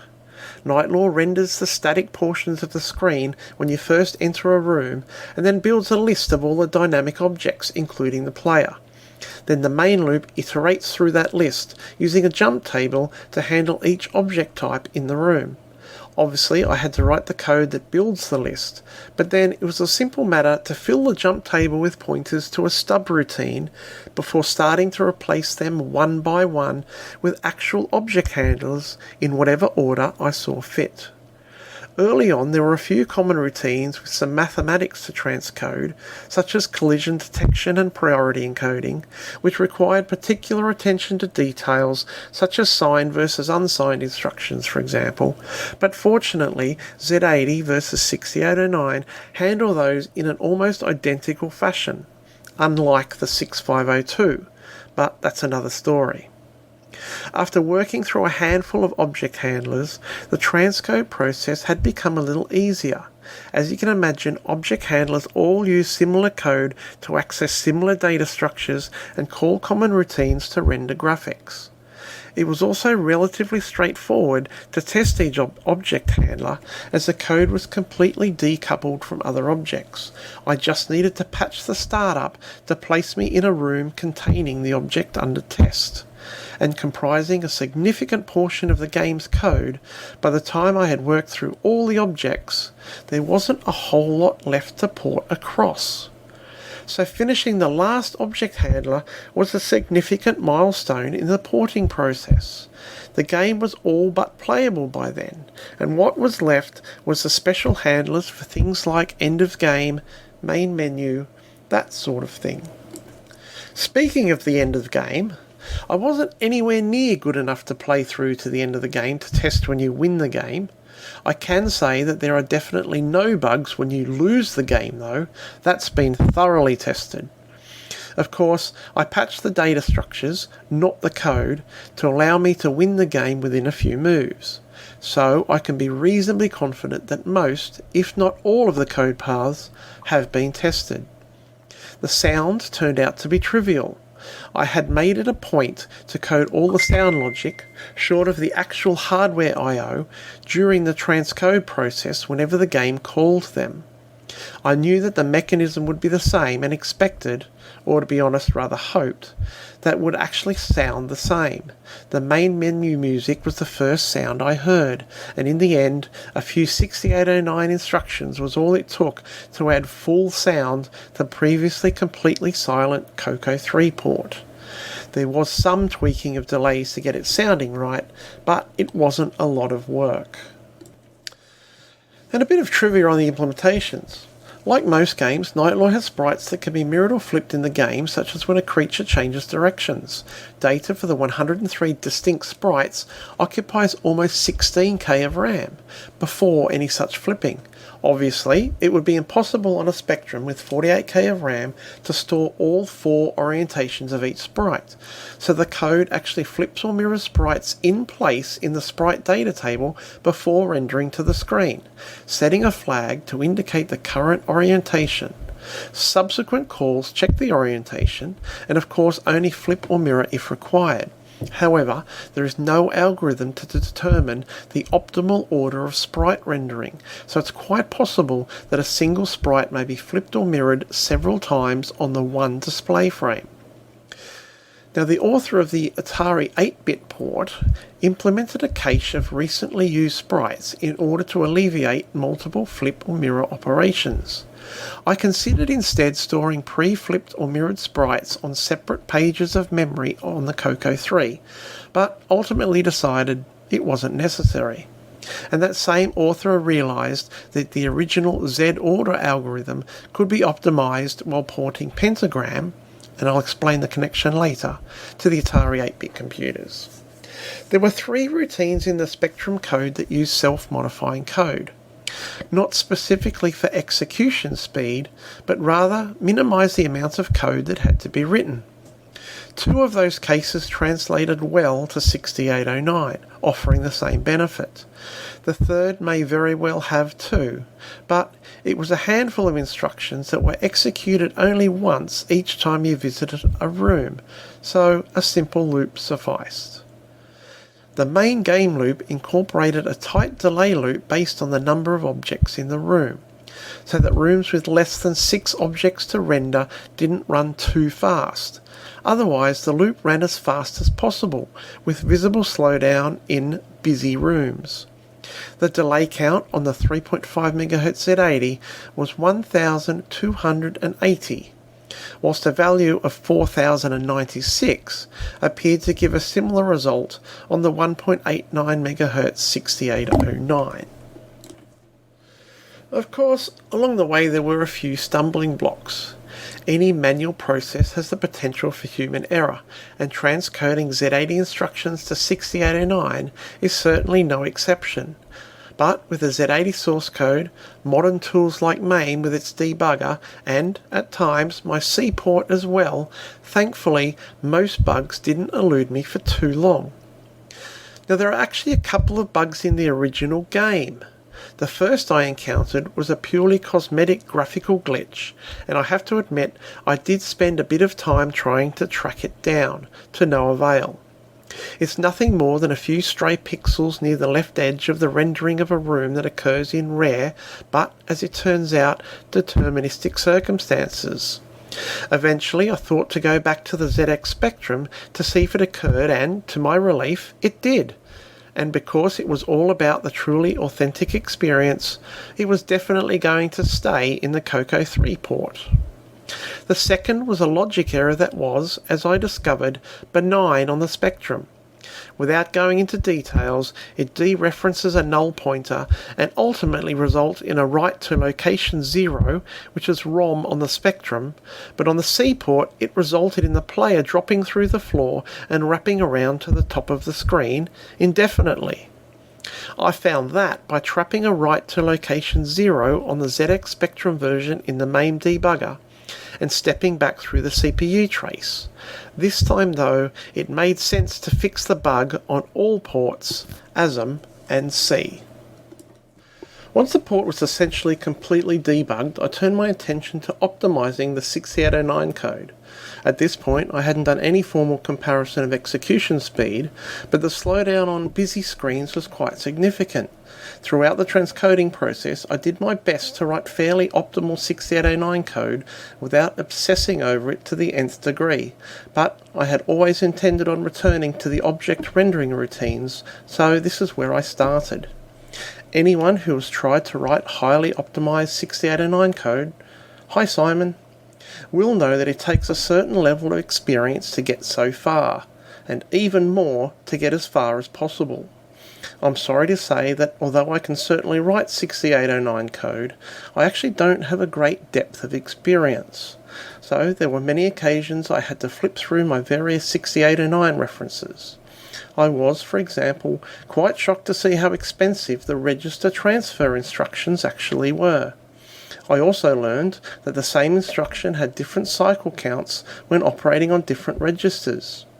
As you can imagine, the low-level rendering routines went through a number of iterations before I was running out of ideas. In the end, I didn't go as far as using any self-modifying code in the rendering, but I did make a distinction between the general case of sprite rendering and the case where it was byte-aligned in video memory. I did take an interesting diversion after optimizing the rendering routines. The slowdown was still quite noticeable, and not being sure where to turn my attention to next, I decided to try to do some profiling on the code to see where it was spending most of its time. Instead of resorting to my favourite tool, MAME, I looked to VCC because I needed to modify the emulator itself to give me profiling information. And as it turns out, VCC already has instruction cycle counts built into it, and it was almost trivial to add crude profiling to the source. The first task was to have it import the address labels, symbols, from the 6809 assembler output, so that the profiling information could easily be attributed to each routine. Then I simply needed to keep track of the call stack, so I could accumulate cycle counts for each individual routine. Then, on exit from the emulator, print a table with total cycles and overall percentage spent in each routine. Simple! Ha! When is anything with computers quite that simple? Never. Although the Nightlaw code was beautifully structured, it wasn't perfect, and besides the few cases of returning back up the call stack by popping a return address, it also jumped back into the main loop when the player died. I knew that because I had the source code, and subsequently VCC knew that because I had hard-coded a few magic addresses that adjusted the context of the profiling algorithm. Unfortunately, what the profiler was telling me was that I had already optimized the worst offending routines. Fortunately, after going back to the ZX Spectrum emulator and running Nightlaw again, it soon became apparent that the CoCo 3 version was actually no slower and, in some cases, a little faster than the original. At this point, I could finally call the port done. So, packaging it all up. In an earlier CoCo 3 project, I had conditional assembly directives to produce either cartridge or floppy disk versions of the binary. For Nightlaw, I realised there was no reason why they had to be any different. So I wrote a simple loader for the floppy version that loaded the ROM cartridge binary image into RAM and jumped to the cartridge entry point. Naturally, that simplified programming, building, maintenance, and debugging, effectively only having a single binary. I took the opportunity to add some text to the loader on the floppy disk. I also have a full-colour CoCo 3 rendering of the original ZX Spectrum title/loading screen on the floppy disk that I could display, but have not yet incorporated into the loader, so let's just call it an Easter egg. Unfortunately, there's no room at all on a 32K cartridge for it, so it would require the extra expense of banked cartridge hardware to add it. Being such a popular game on the Spectrum, it attracted a lot of attention from gamers and even modders, including a fellow by the name of Mick Farrow who, by most accounts, improved on the original monochrome graphics using simple shading techniques. I actually contacted Mick, who kindly gave his blessing for me to include them in an alternate build, and I did exactly that. However, that has not been released at this point. There were ports to other machines of similar capabilities, including the Z80-based Amstrad CPC. The graphics were very similar to the original ZX Spectrum version, with the exception that they were rendered in 4-colour mode, and it looked pretty good too. On first glance, it's counterintuitive, but the sprite data for the 4-colour graphics is the same size as that for the monochrome sprites on the ZX Spectrum. The explanation is that the monochrome graphics pixel data also requires pixel mask data to differentiate between solid black and transparent pixels. Hence, both modes require 2 bits per pixel. I actually updated the C port to support the 4-colour mode on the Amiga and the Neo Geo. I made a very preliminary start on the CoCo 3 version, but by then was completely burnt out and couldn't muster the motivation to continue. Following the success of Nightlaw, the Stamper Brothers released a further 2 games based on the same engine. The first was Alien 8 with a space theme, before returning to a Magic and Monsters theme with the aforementioned Pentagram. I've taken a quick look at the source code for both, and it is, as you can imagine, very similar. It would be a far easier job now to transcode both games to the CoCo 3, and I may yet do so. One catch is that Alienate uses colour to differentiate between either rooms or objects within the game, so you'd be forced to use more colours on the CoCo 3 than I did for Nightlore. Pentagram also improved on the engine. Rumours were it was even handed to a third party to code, allowing the player to shoot at other objects in the game. However, my understanding is that rather than introduce a new mechanic in the source code, bullets are treated the same as any other object in the game, all associated logic being handled in their object handler. That's pretty clever, in my opinion. Whilst working on the Nightlore transcode for the CoCo 3, I had big plans for it. It would have been nice to release a cartridge with all 3 games rendered in colour, for example.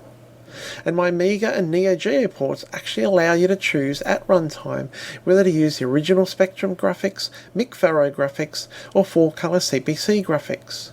There were other machines I'd intended to release on, mainly 16 and 32-bit systems that could run the C version.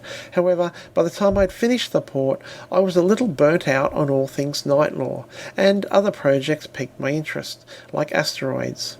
And even then, real life had intervened, and as a result in the last 12 months, or perhaps even 24, I haven't worked on anything retro-related at all.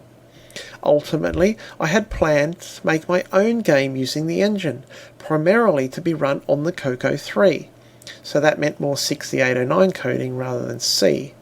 I'm not going to reveal any details at this time, but the game theme has been well and truly decided. As most of you know, the CoCo 3 version of Nightlore is now available via Neil on either cartridge or floppy disk. Personally, I feel that the game is deserving of a tangible release, and can't thank Neil enough for the opportunity to have a boxed cartridge sitting on my shelf as I write this segment. The idea was never to make any money out of it. It's not my IP after all, but rather bring this seminal title to the CoCo 3 to be enjoyed by those that otherwise wouldn't have the opportunity, and to allow collectors to have something new to be displayed on their shelves. Incidentally, if you Google around the net, you'll find some interesting information on the game, including a pretty cool isometric map of the entire game generated from actual screenshots. A project named Nightlore 2006 attempts to render the graphics in full 3D on modern platforms, and several other ports and remakes of the game can be found without too much difficulty. Nightlore also adorns the cover of Retro Gamer magazine issue number 126, complete with a feature article. My commented disassembly of the ZX Spectrum code is freely available on my RetroPorts blog page. I'll ask Neil to include a link in the show notes. Eventually, I will release the 6809 and C source codes after I'm satisfied that I'm done playing around with them. And now, a few final reflections. All up, my hobby time was completely consumed with Nightlore from mid-August 2015 to end of March 2016, almost 8 months. I started with the disassembly, and then end of September started on the C port before disassembly was complete. Both were finished together around end of January 2016. I spent a further month playing with various C ports before starting on the CoCo 3 transcode towards the end of February, somehow done in just 5 weeks by the last day of March. I should point out that a lot of the 6809 code was written whilst on a 2-week overseas work trip, where I'd say I was between 3 and 4 times as productive as I would have been at home. Well, that's about all I can think to say on the subject of Nightlore. Any questions or comments are welcome, and probably easiest to direct to me via the CoCo mailing list. And thanks for listening, and I have to ask, got your Nightlore cartridge yet? And what a great cartridge it is indeed. Well, I hope all of you enjoyed Mark's technical segment, and perhaps learned a thing or two. I sure have, that's for sure. Well, until next month, happy CoCo gaming, and retro forever. Learn how to use your computer for more than just games with Hot CoCo magazine. Hot CoCo is packed with business application programs, home management help, programming tips and tutorials, product reviews, and more. Subscribe for just $24.97 for 12 issues. That's 30% off the newsstand price. Let Hot Cocoa show you how much time you can save with your color computer. And save even more time with Instant Cocoa, the cassette version of Hot Cocoa Magazine, containing all of the programs that appear in the issue. See the latest issue of Hot Cocoa Magazine for details. Hot Cocoa, available at fine retailers everywhere. All right, CoCo Cruisers. We're interviewing Mr. George Dorner. George, I understand, has a OS9 background. George, welcome to the CoCo Crew Podcast. Glad to be here. We're definitely eager to hear from you. So why don't you kind of introduce yourself a little bit? Tell us how you got involved with OS9 and, what sort of your, for lack of a better words, your claim to fame in the CoCo world. I was an administrator. I say my title was Dean of Technical Stuff at a big two-year college about a mile from Motorola World Headquarters. We started teaching with the 6800, learned about RT68, which was an EEPROM that Microware in Des Moines sold, which was a real-time interrupt-driven operating system in about, I think it was 1K. It was small. And they sold it so that it would plug into the demonstration board for the 6800 that Motorola sold and gave to prospective users. And we used those to teach with. The RT68 allowed us to put a terminal on these little boards that had 6 LEDs and a hex pad. And that was really the way microprocessors started in our electronics department. And learning of Microware, we learned about Basic 09 and how it came to pass. And that's an interesting story in itself. Basic 09 led to OS 9. Boise can help on this because he knows the people, but the principals at Microware in Des Moines, I think, were Drake University students, graduate students, and they did a lot of work, software work, as a part of their graduate work. That's how they got tabbed to develop a BASIC for the 6809. It was the idea of a fellow at Motorola in Texas named Terry Ritter, and he said BASIC has been popular for the hobbyists for the 6502, and that BASIC was actually Microsoft's first product, and told Motorola, why don't we get something that'll boost the 6809 along in the hobby. So they did that. These guys developed Basic 09 as a much more structured language, and it was piled BASIC rather than an interpretive BASIC. They were looking to have an 8K BASIC, and when they got done, they had a 24K BASIC. Then they developed the operating system. And while they were talking about developing an operating system, somebody in the physics department said, hey, you ought to look at this operating system called Unix, which they did, and that is what caused them to aim OS 9 at a Unix look-alike large degree. So that's how I got involved with OS 9, learned of OS 9, and then they had the first meeting of Microware for customers in Des Moines, and I had a travel budget, and so I went. And that, I got to say, that was one of the more interesting meetings I've ever been to. There was a representative there from Ford, because they were using it somewhere. There was a representative there from CERN in Switzerland, the European Atomic Research Group. And there were a couple of guys in bib overalls with long beards. And that was quite a group. Everybody was excited about OS 9. It was quite different than the other operating systems that were available. CP/M was one of the main ones, and it was sort of a dog.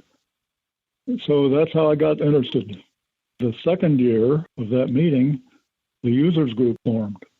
Dale Puckett, who interviewed here some time back, and how I found you was through looking for Dale. Was very interested in that interview because Dale was the president as of that second meeting, that organizing meeting, and I was the treasurer, the national treasurer. So I worked with Dale quite a bit, and that's how we got involved. There was a fellow before Dale who was the president named Brian Capuch from northern Indiana, and he was a good guy, still around. still living in northern Indiana, and he was using OS9 doing computer work for farmers. And he was a farmer of sorts. So that was really unusual background to have something in the great Midwest pop up in competition with stuff that was coming out of the West Coast and the East Coast. George, I have a question. Whenever you started attending the OS9 seminars that Mike Ware put on and became involved in the OS9 users group, do you remember when Tandy actually announced OS9 for the CoCo? Were you around for that? Do you remember that? The announcement, no. It sort of sneaked up on me because the CoCo was out, but all of a sudden, by golly, here's the OS9, and my favorite operating system at the time, and it's available on a CoCo. So I got one right away, and it took a while before I got it working. But I did a little bit, and then I got a CoCo 2, got involved with the Glenside Color Computer Club. I don't remember the announcement from Tandy. Stuff like that did get announced. Fujitsu brought a system. A couple of young Japanese guys showed up with a very fancy system. It looked like a PC, and it ran OS9. We had a Gimmicks computer, which was made in Chicago, and I know about the history of that machine. It was rather interesting. The wealthy fellow who owned the company had a nice house on the North Shore of Lake Michigan, and he wanted to automate the house. Came upon this young man who knew about computers. I don't think he was a schooled engineer, but he knew a lot. And he designed the Gimmicks and designed a board for it that held a lot of, I think, 8 TIAs on the card. So that gave him a lot of lines to control things with. And I believe that's how the Gimmicks computer came to be. It was a very sturdy machine and had a remarkable power supply on it, a ferro-resonant transformer, and they boasted that the line voltage could drop to 60% of regular line voltage and you wouldn't lose anything. And it was used somewhat in industrial applications. We got one. That's how I learned about Gimmicks, and Gimmicks was the main OS9 user before the CoCo in the Chicago area. Was it Richard Don that owned Gimmicks? That's Richard Don, yeah. Bobby Phillips was the designer. And Frank Hogg was the provider of software.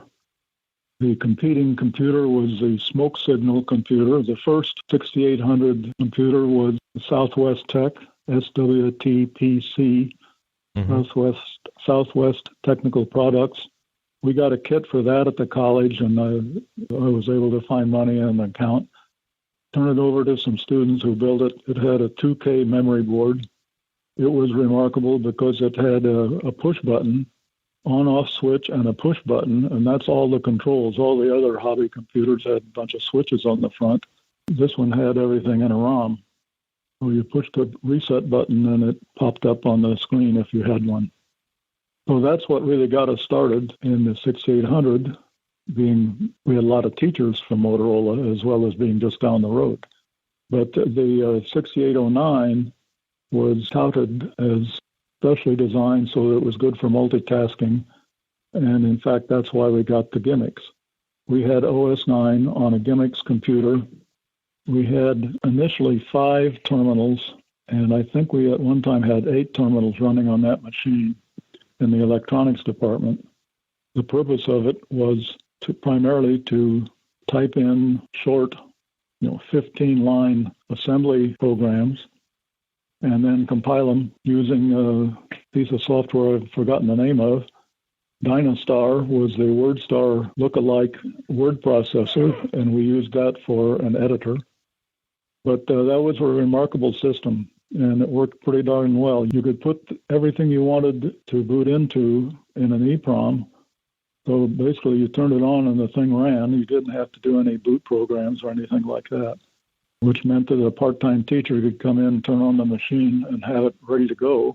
We had a lot of part-time teachers, some who knew Unix, so they picked up OS9 quickly, and all of them knew how to write code and assemble it. Before we had that, the students were hand compiling little assembly programs. And this was in a course that was in the second semester of a 2-year electronics program. When microprocessors came out, our faculty talked about what will we do. None of them had studied in school.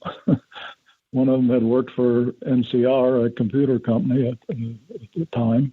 They had a computer. One was basically an educator, and one was a PhD from Illinois Institute of Technology in EE. And that was a remarkable trio of faculty who were really good at trying to figure out how to meet the needs of a technician, of an electronics technician. And they knew they had to do something about the microprocessor. So they developed a course that they taught in the second semester of a 4-semester program. And this was at a time when, if you were in the university setting, you probably didn't see a microprocessor in a course until you were in the 4th semester. But they designed this course for the second semester. And at the end of the course, some of those students were pretty good coders, were able to build on it, added a course that they then took in the 4th semester of the 2-year program. OS9 was a big part of that because it served students in a somewhat like a professional level software shop, in the sense that they actually had an assembler, an editor, and could crank out hex code without doing it by hand. So at the first meeting of the OS9 users group, a fellow from Chicago, whom I knew the name, his name was Sheldon Epstein, and he was the only person who had an ad in the Yellow Pages of Chicago with the word microcomputer or microprocessor in it. Very unusual, very talented guy. He had gone to Columbia and the University of Chicago and had a law degree. But he was working in his own company, writing, developing 6809 OS9 software. One of his major projects was 3 color touch terminals at a time when those were really unusual devices, with instructional programs for kids that they could touch and make work. Something easy nowadays, but at that time it was very unusual, and those were done for the Museum of Science and Industry in Chicago. Shell was an unusual guy, and at that meeting, first meeting, I saw his name tag, and I said, "Hi, Sheldon, I'm George Dorner. I'm from Chicago, like you are." And he saw on my name tag, Harper College. And his first statement to me was, "In general, I hold educators in low regard." So that was my first exposure to Shell. I learned to know him very well, and we became very good friends. Never did like much about my education background, but we got along because we both liked OS9. Later, I believe his son actually worked in Des Moines at Microware for a period of time. He donated a Reiko Vedic modem, which was an expensive item, a couple $100, I think, at that time or more. He donated one to the users group, and the idea was to develop a bulletin board system written in OS9 that everybody could use. Well, there was some sort of glitch, some sort of inconsistency between the serial port and OS9, and that never was realized. Gimmicks offered to house it at their facility in Chicago. That was never realized because of the inability to address this problem, that when the serial port hung up, there was no way to reset it remotely from a keyboard.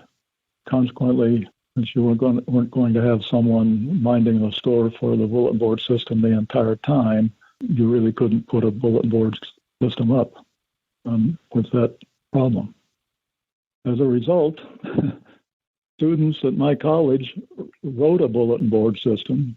They wrote a system in BASIC, and we put it up, and we called it OSNINE. It was used by people all over the country. But there also was a substantial CompuServe account, and there also was a Delphi account. So there was a lot of correspondence between OS9 users really all over the country. And OS9 was used abroad pretty much as well. The users group at one time had over 600 members, maybe more. We had a software library of 38 5-inch diskettes. We charged $5 typically. And I often got those orders and sent the things out. And boy, I sent them all over Europe and all over the country. So it was very popular for a while. And when the CoCo came on, of course, there was great interest. And I think a lot of folks got in on those. First of all, anybody who had one at work, had used OS 9 at work, was delighted to be able to get it on the color computer. And I believe there was a substantial amount of traffic between CoCo users and other OS 9 users on all three of those opportunities of communication. One of the names I remember being associated with the OS 9 users group, maybe a little later in that era, was a guy by the name of Brian Lantz, L-A-N-T-Z. Oh, Brian Lantz, heavens yes. Yeah, I'm glad you mentioned his name. He was very, very prominent in programming and activities. Kevin Darling, I think, was the last president. That's right. I think, Bosie, I think you were around at that time. I came in after that, yes. Yeah. You did. Kevin Darling was before me. Kevin Darling, I think, was around 1989 in that era. I think that's right. That's right. Well, I believe he was president when the group folded. There was great local support for OS 9. I found a page here from 1992. How many members of the local OS 9 users group do you suppose there were? Well, there were 108. And I can tell you that getting a club of any size, of any type, these days with 100 members is pretty tough. All sorts of hobby groups are having a hard time keeping membership up. I guess everybody's spending time on their smartphones or streaming video, but that was a very active group and all sorts of interesting people. There was a professor from Illinois Institute of Technology who was using OS 9, actually on a CoCo in X-ray crystallography. There was a medical doctor who was an intern and was using it in a research situation. I believe that was also on a CoCo at Northwestern Hospital downtown. So it was an interesting group. There was a fellow who played cello. He gave a talk on his use of the CoCo. He had memorized the first address of many subroutines, and in his lecture, he would say things like, "So you sent everything to SC3D. Nobody but him knew what SC3D did." But he had many references. He had memorized all of these addresses as the leading line in a subroutine that did something he wanted to talk about. I asked him, "David, what do you use the CoCo for?" He said, "Well, I use it in my astrology." I use it to construct my astrology charts. So my point simply is there were a lot of interesting and unusual folks and talented folks in that OS 9 users group, many of them with CoCos. Tell us a little bit about your math and your teaching career. I went to a liberal arts college as a physics major and switched to a physics math major. My first computer experience was at Purdue University in the summer of 1958. And I took a course, a dual-level course, would have been a graduate course or an undergraduate course, on numerical methods. And the teacher was gung-ho computer person for the university. There was an assembly-type language that he would write up when he was talking about Newton's method and finding roots or some such mathematical method. And he would write this little assembler program. There was a graduate student from physics in there, and one day he asked a question, "When you do this, what happens to that register?" And the teacher looked at him and he thought and said, "I don't know." He said, "I'll tell you what, let's go over and see." So we marched over, the class had about 8 people in it. The class and the professor march over to the computer center at Purdue University, walk into the computer room. He says to the operator, "Can we use the computer a minute?" "Sure." He goes over, he flips switches, reads out what happens to that register, and we went back to class. Imagine that happening any university center, any computer center, anywhere where you could go and interrupt what was going on to check how a certain instruction worked. Amazing. So the first course I took, there were no credit courses in computers at Purdue, and at that time, got my master's at Purdue and from 62 and 63. And there was a 6-week evening course in Fortran. Engineers would go and sit. I went and sat, and it used a famous book on Fortran that everybody studied Fortran from, soft cover book. That was the only way you could learn programming at Purdue at the time. Purdue is, terrific computer center now. 4 years later, my roommate was a senior in civil engineering. He had to do a computer program. He had to go over in the middle of the night to punch cards to submit because there was such a demand on the computer system. He could only get to a key punch in the middle of the night. So 4 years later, we had a student at the college where I was teaching who went to Purdue, and she came back at Christmas, and I said, "How's everything there?" "Wonderful." I said, "What are the computer facilities?" She said, "Oh, we've got terrific computer facilities, but you have to sign up to use it because there's such a demand on it." So at that time, everything was changing very quickly in the universities, but the demand was just enormous. When I started in my job at Harper College, the first summer I went to the math meetings, which were at Dartmouth. Well, Dartmouth is where BASIC was created. When you checked into this convention, they gave you an account on the Dartmouth machine. They had ASR 33 teletypes everywhere in the college. We stayed in the dorms. They were in the halls of the dorms. You could sit down anytime, anywhere, and log in. They had every manner of program in BASIC and games and whatnot. And it was great fun. That was the first exciting time I had with computers, really. Well, George, I think that's been a good talk. Appreciate your time. Appreciate you spending some time with us. Thank you.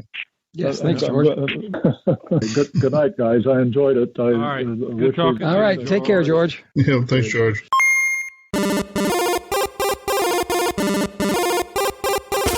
Inside this week's Rainbow magazine, don't miss our exclusive free CoCo Cat Iron-On. And it's only in the Rainbow, the Color Computer Monthly magazine. The Rainbow features more programs, more information, and more in-depth treatment of the Tandy color computer than any other source. The Rainbow is a pot of gold for your color computer. Pick up yours before they're all gone. All right, CoCo Cruisers, we have reached the end of episode 59, the 5th year. And on this last closing thoughts, I thought I'd go back to the old times and just have John and I do this segment, just like how we started the podcast 5 years ago. Hello, John. Hello, Neil. How are you doing? I'm doing well. This feels like the old days. Yeah, I feel like I'm turned upside down coming in at the end of the podcast. Yeah, it's unusual. But yeah, no, it's good to be. It's good to have made it through our 5 years. I guess we're still going. Not intended to be an announcement of any kind of ending, although 5 years might not be the worst time to do it, I guess. But I think at least for now, we're still going. Do you agree? Oh, yeah, definitely. I think we're going strong. Yeah. Going strong. Tandy Assembly's going along pretty strong. Boise seems to have been pretty excited about being part of the group lately. Yeah, that's great. And I don't think we let them down. No, yeah. It is. Make sure you keep doing the podcast and don't fade away. That's right. Now, there may be some people wishing we would fade away, but I think, that's the thought that might be reciprocated either way. So what do you think? In 5 years, has it been worthwhile? I think the numbers speak for itself. Well, we definitely have an established audience. The amount of listeners we have, people seem to enjoy the show, so I think right there, that's worthwhile alone. Well, it's true. It's definitely, we've entertained some folks. We've had an outlet for our own opinions, right or wrong. I think we've had some influence on the community. I definitely think we've brought some new folks into the community. Mm-hmm. Some of them maybe wish we could push back, but they may not be super happy with us either, I guess, right? Yeah, that's true. I do think the community has a lot more energy in it than it had 5 years ago. Although, I mean, that was sort of my point with the podcast, was that it didn't feel like we had a lot of energy, but I could dig around and point at, well, this is happening and that's happening. And I don't know. It seemed like one thing back then is there were a lot of things happening, and yet most people didn't know about most of them. Right. Do you think that's changed now?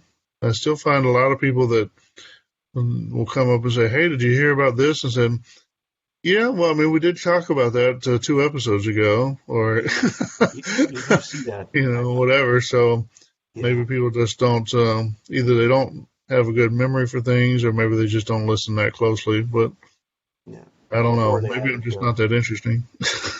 Or they haven't caught up, on a podcast. Sometimes, I hear people saying that they're maybe on episode 25, so they got a little ways to go.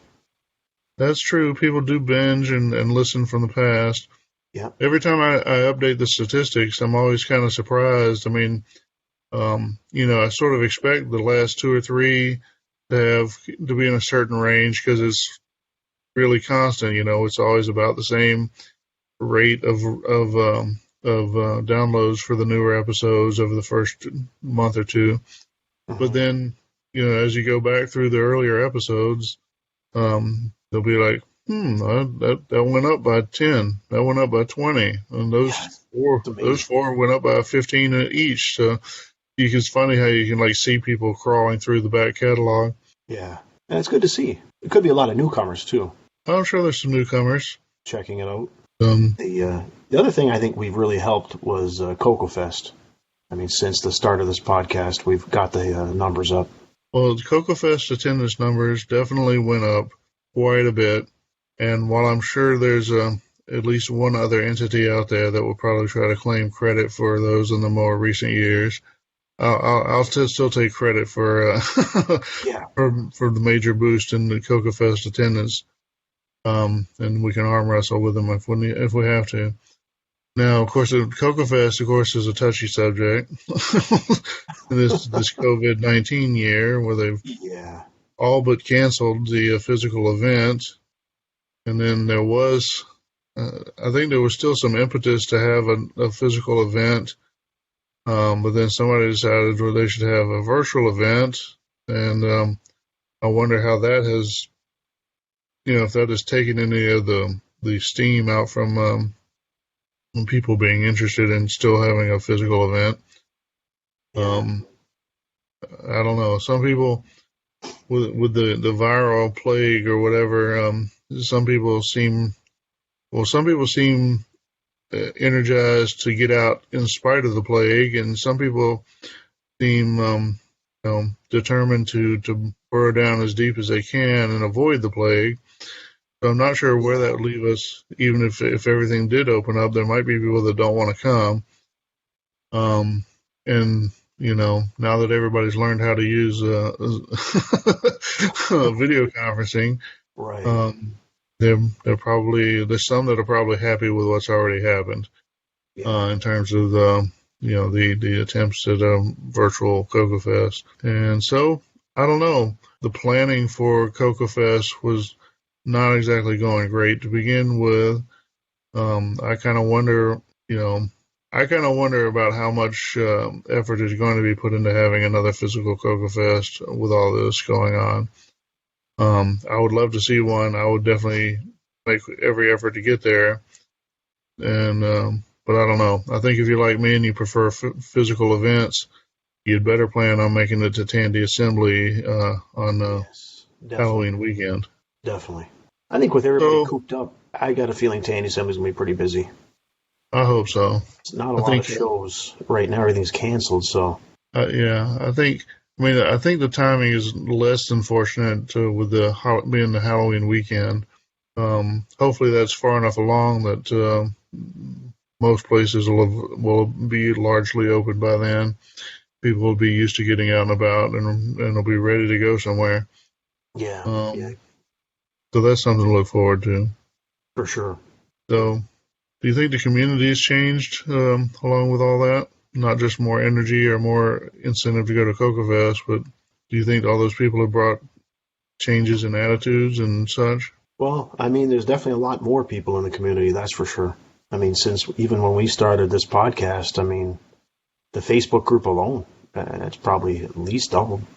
Yeah. So more people you have in one area, it definitely changes the dynamic. Yeah. I do think there's a change. I think some of the change is the group is more, well, I don't mean this to sound, I know this will sound not so great, but I don't really mean it that way, but the group is a little more generic or normal. Meaning we get a lot more people in who say, well, here I am, I found my old CoCo, but I don't really want to learn how to do this or that. Can you just tell me? Or I don't really want to whittle with this or that. Can you just is there a device I can buy that just makes it all work for me? Right. And that's fine, and I appreciate some of that, but I do think that's a difference in the hobby. It's a different kind of a different twist to the people involved. It is. Yeah. No, you're almost becoming a tech troubleshooting at that point.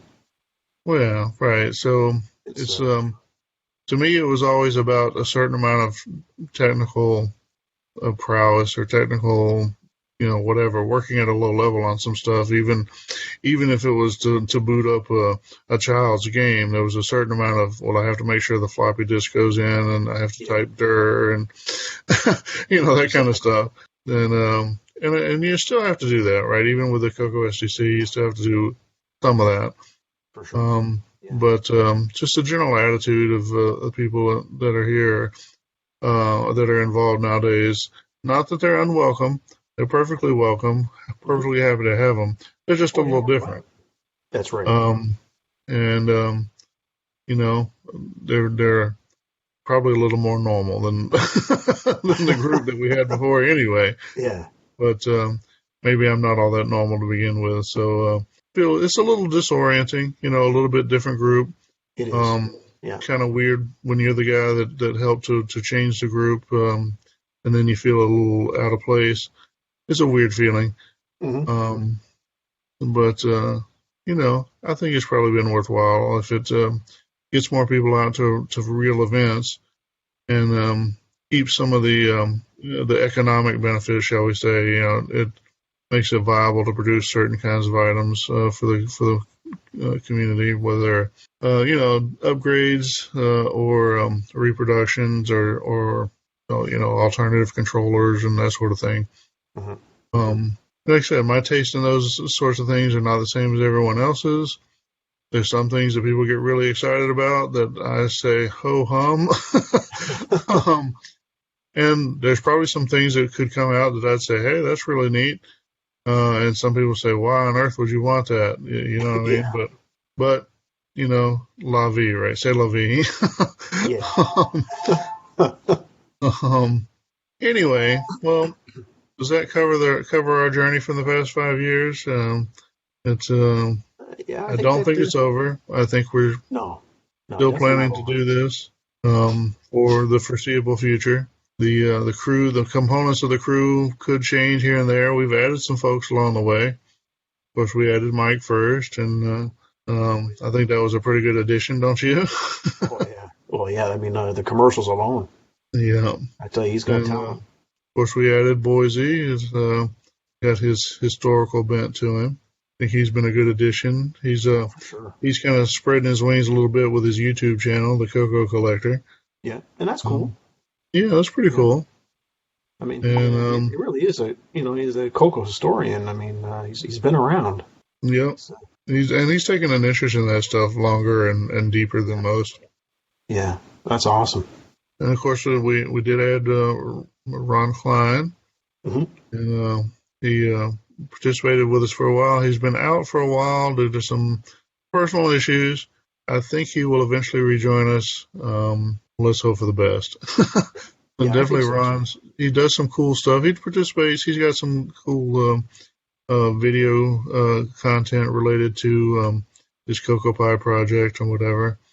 Yeah, and he's a pro at emulation. Yeah. The Cocoa Pie, that's amazing. Yep. So sometimes I think our emulation stuff is still a little undershired, but hopefully we get Ron back onto the regular appearances, and he can hold that end up better than we've been doing. That'll be cool. Yeah. Anyway, so that's changed a little bit. I used to do a tech segment every month. Now I still do them, but not every month. Well, you were hammering them out there for a while. Like the first 50 episodes or something, I think I'll have one. Yeah. That's a lot. You know, of course, I kind of felt like, well, once I got to where I was covering the uses of XXD, I kind of wondered if I was losing anybody. Although I have had people say they liked that particular one. Surprisingly, that'd probably be the one I would predict would be the least enjoyed by most people, but some people do say they like that one. That's the thing. You never know who's listening, right? Yeah, exactly right. Yeah. Well, and so I guess we can't go without mentioning a little bit. You know, we came in, a couple of guys in the community, and just wanted something to do, an excuse to talk Coco a little more often, and you know, promote the event that we enjoyed going to. And you know, it's our show, so of course we shared our opinions, because whose else's opinions did we have to share? Expressed our personalities, and for a while that seemed fine, and then well, without going into a lot of detail, at some point somebody got a little upset about some opinions that someone shared, and things kind of went downhill from there, and grudges are held, and sometimes you have to be a little careful about what you say. and sometimes you don't even know what's going to make somebody angry. Yeah. There's you know, obviously a group associated with another show that has kind of convinced themselves that I'm either evil or out to get them, or both. And I'm not. I really am not. That's not your mission, you know. Yeah. Well, I mean, they have a show. They enjoyed doing it every weekend. And I just, you know, I don't want to be part of their show because I got other things to do on the weekend. I'm not a fan of being on video. And I'll be honest, I'm not a fan of a lot of the humor that goes on there. But that's fine. I mean, if they like it, be part of it. That's be right. happy that you're part of the other show. Mm-hmm. Be happy that I'm not on there scolding you for making jokes that I don't appreciate or whatever. Yeah. But good Lord, get on with our lives and quit assuming that I'm out to get you, or that everything I said is somehow intended to hurt you or make you feel bad or insult you or whatever. Because this is one of those. Sometimes I think we'd all care a lot less about what other people think if we realized how little they're thinking about us at all. Yeah. So, just because I say something that you could interpret as being an attack on you doesn't mean you ought to, because I probably didn't mean it that way. And even if I did kind of mean to tweak you, you guys do nothing but talk about how bad your show is and then laugh it off. Well, you know, other people have senses of humor or not, even if you don't recognize them. So I could be making a joke. Yeah. All right, that's probably way too far on how far I should go talking about such things, but there it is. I said it. Now deal with it. Anyway, I think that probably wraps up most of our experience the past 5 years. Maybe in another 5 years we'll do another joint in segment. Yeah. But in a nutshell, that pretty much is the 5 years. That's our 5 years. That was a pretty good 5 years. Yeah. It was nice bringing in a lot of friendly new people, happy people, people that liked us. And then a year or so ago, something snapped, and suddenly a bunch of people that we thought liked us suddenly don't like us and really don't like us. And I can't totally explain all of it. I know there's a lot of distrust and anger involved. Can't say I never contributed to any of it. I will say I've been trying to walk away from it. And yeah, no, I'll admit I do occasionally post something that I think is humorous that I'm sure people think is at their expense. But, you know, it's not like they don't do it to me. Let me put it that way. A waterfall.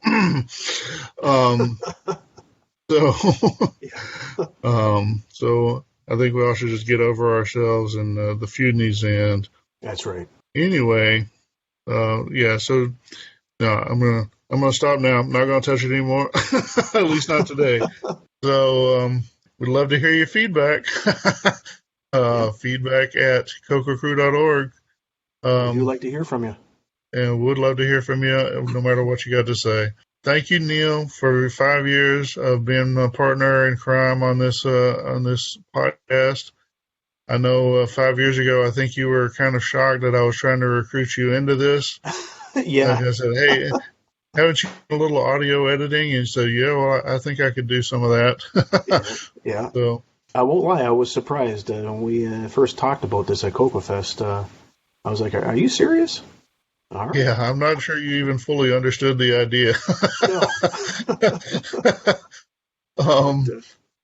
But we made the best of it. Yeah. We brought on a few other people to help us, and we may do that again in the future. So if you want to be a CoCo Crew podcast host, well, start contributing. Maybe we'll notice you, huh? Yeah. But beyond that, thank you, listeners. 130,000 lifetime downloads of the show documented. And when I say documented, I always throw that in there because there's a big chunk of the podcast download history that lost in a fire, shall we say. Right. And I just don't have numbers for several months, especially the early months. Yep. And I'm pretty sure it's a bigger number than 130,000, but I can't really claim it because I don't know it. Either way, 130,000 total. Averages about 2,100 downloads per episode. That number keeps going up, which because seems like we're getting more downloads with the newer episodes.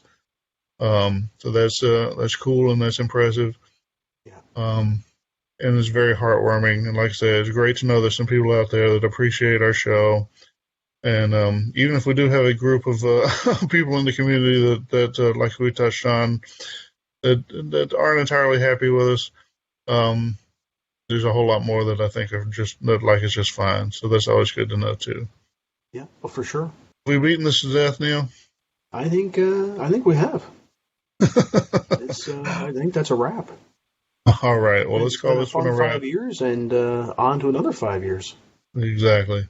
Well, folks, that's the end of episode 59. So enjoy the outro and enjoy whatever you're next listening, whatever you're listening to next. You could say get your free copy of Farfall Pandemic Edition.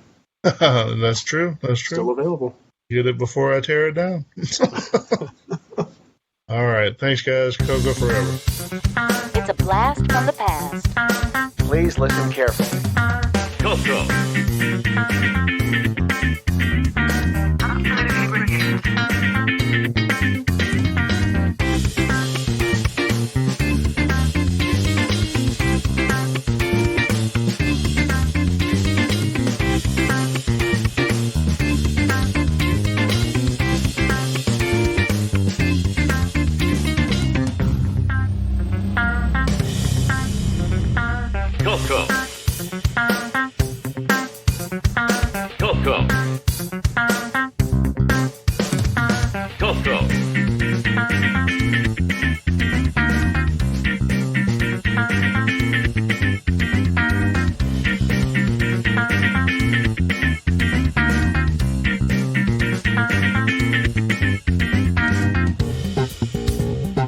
Dance like there's no tomorrow.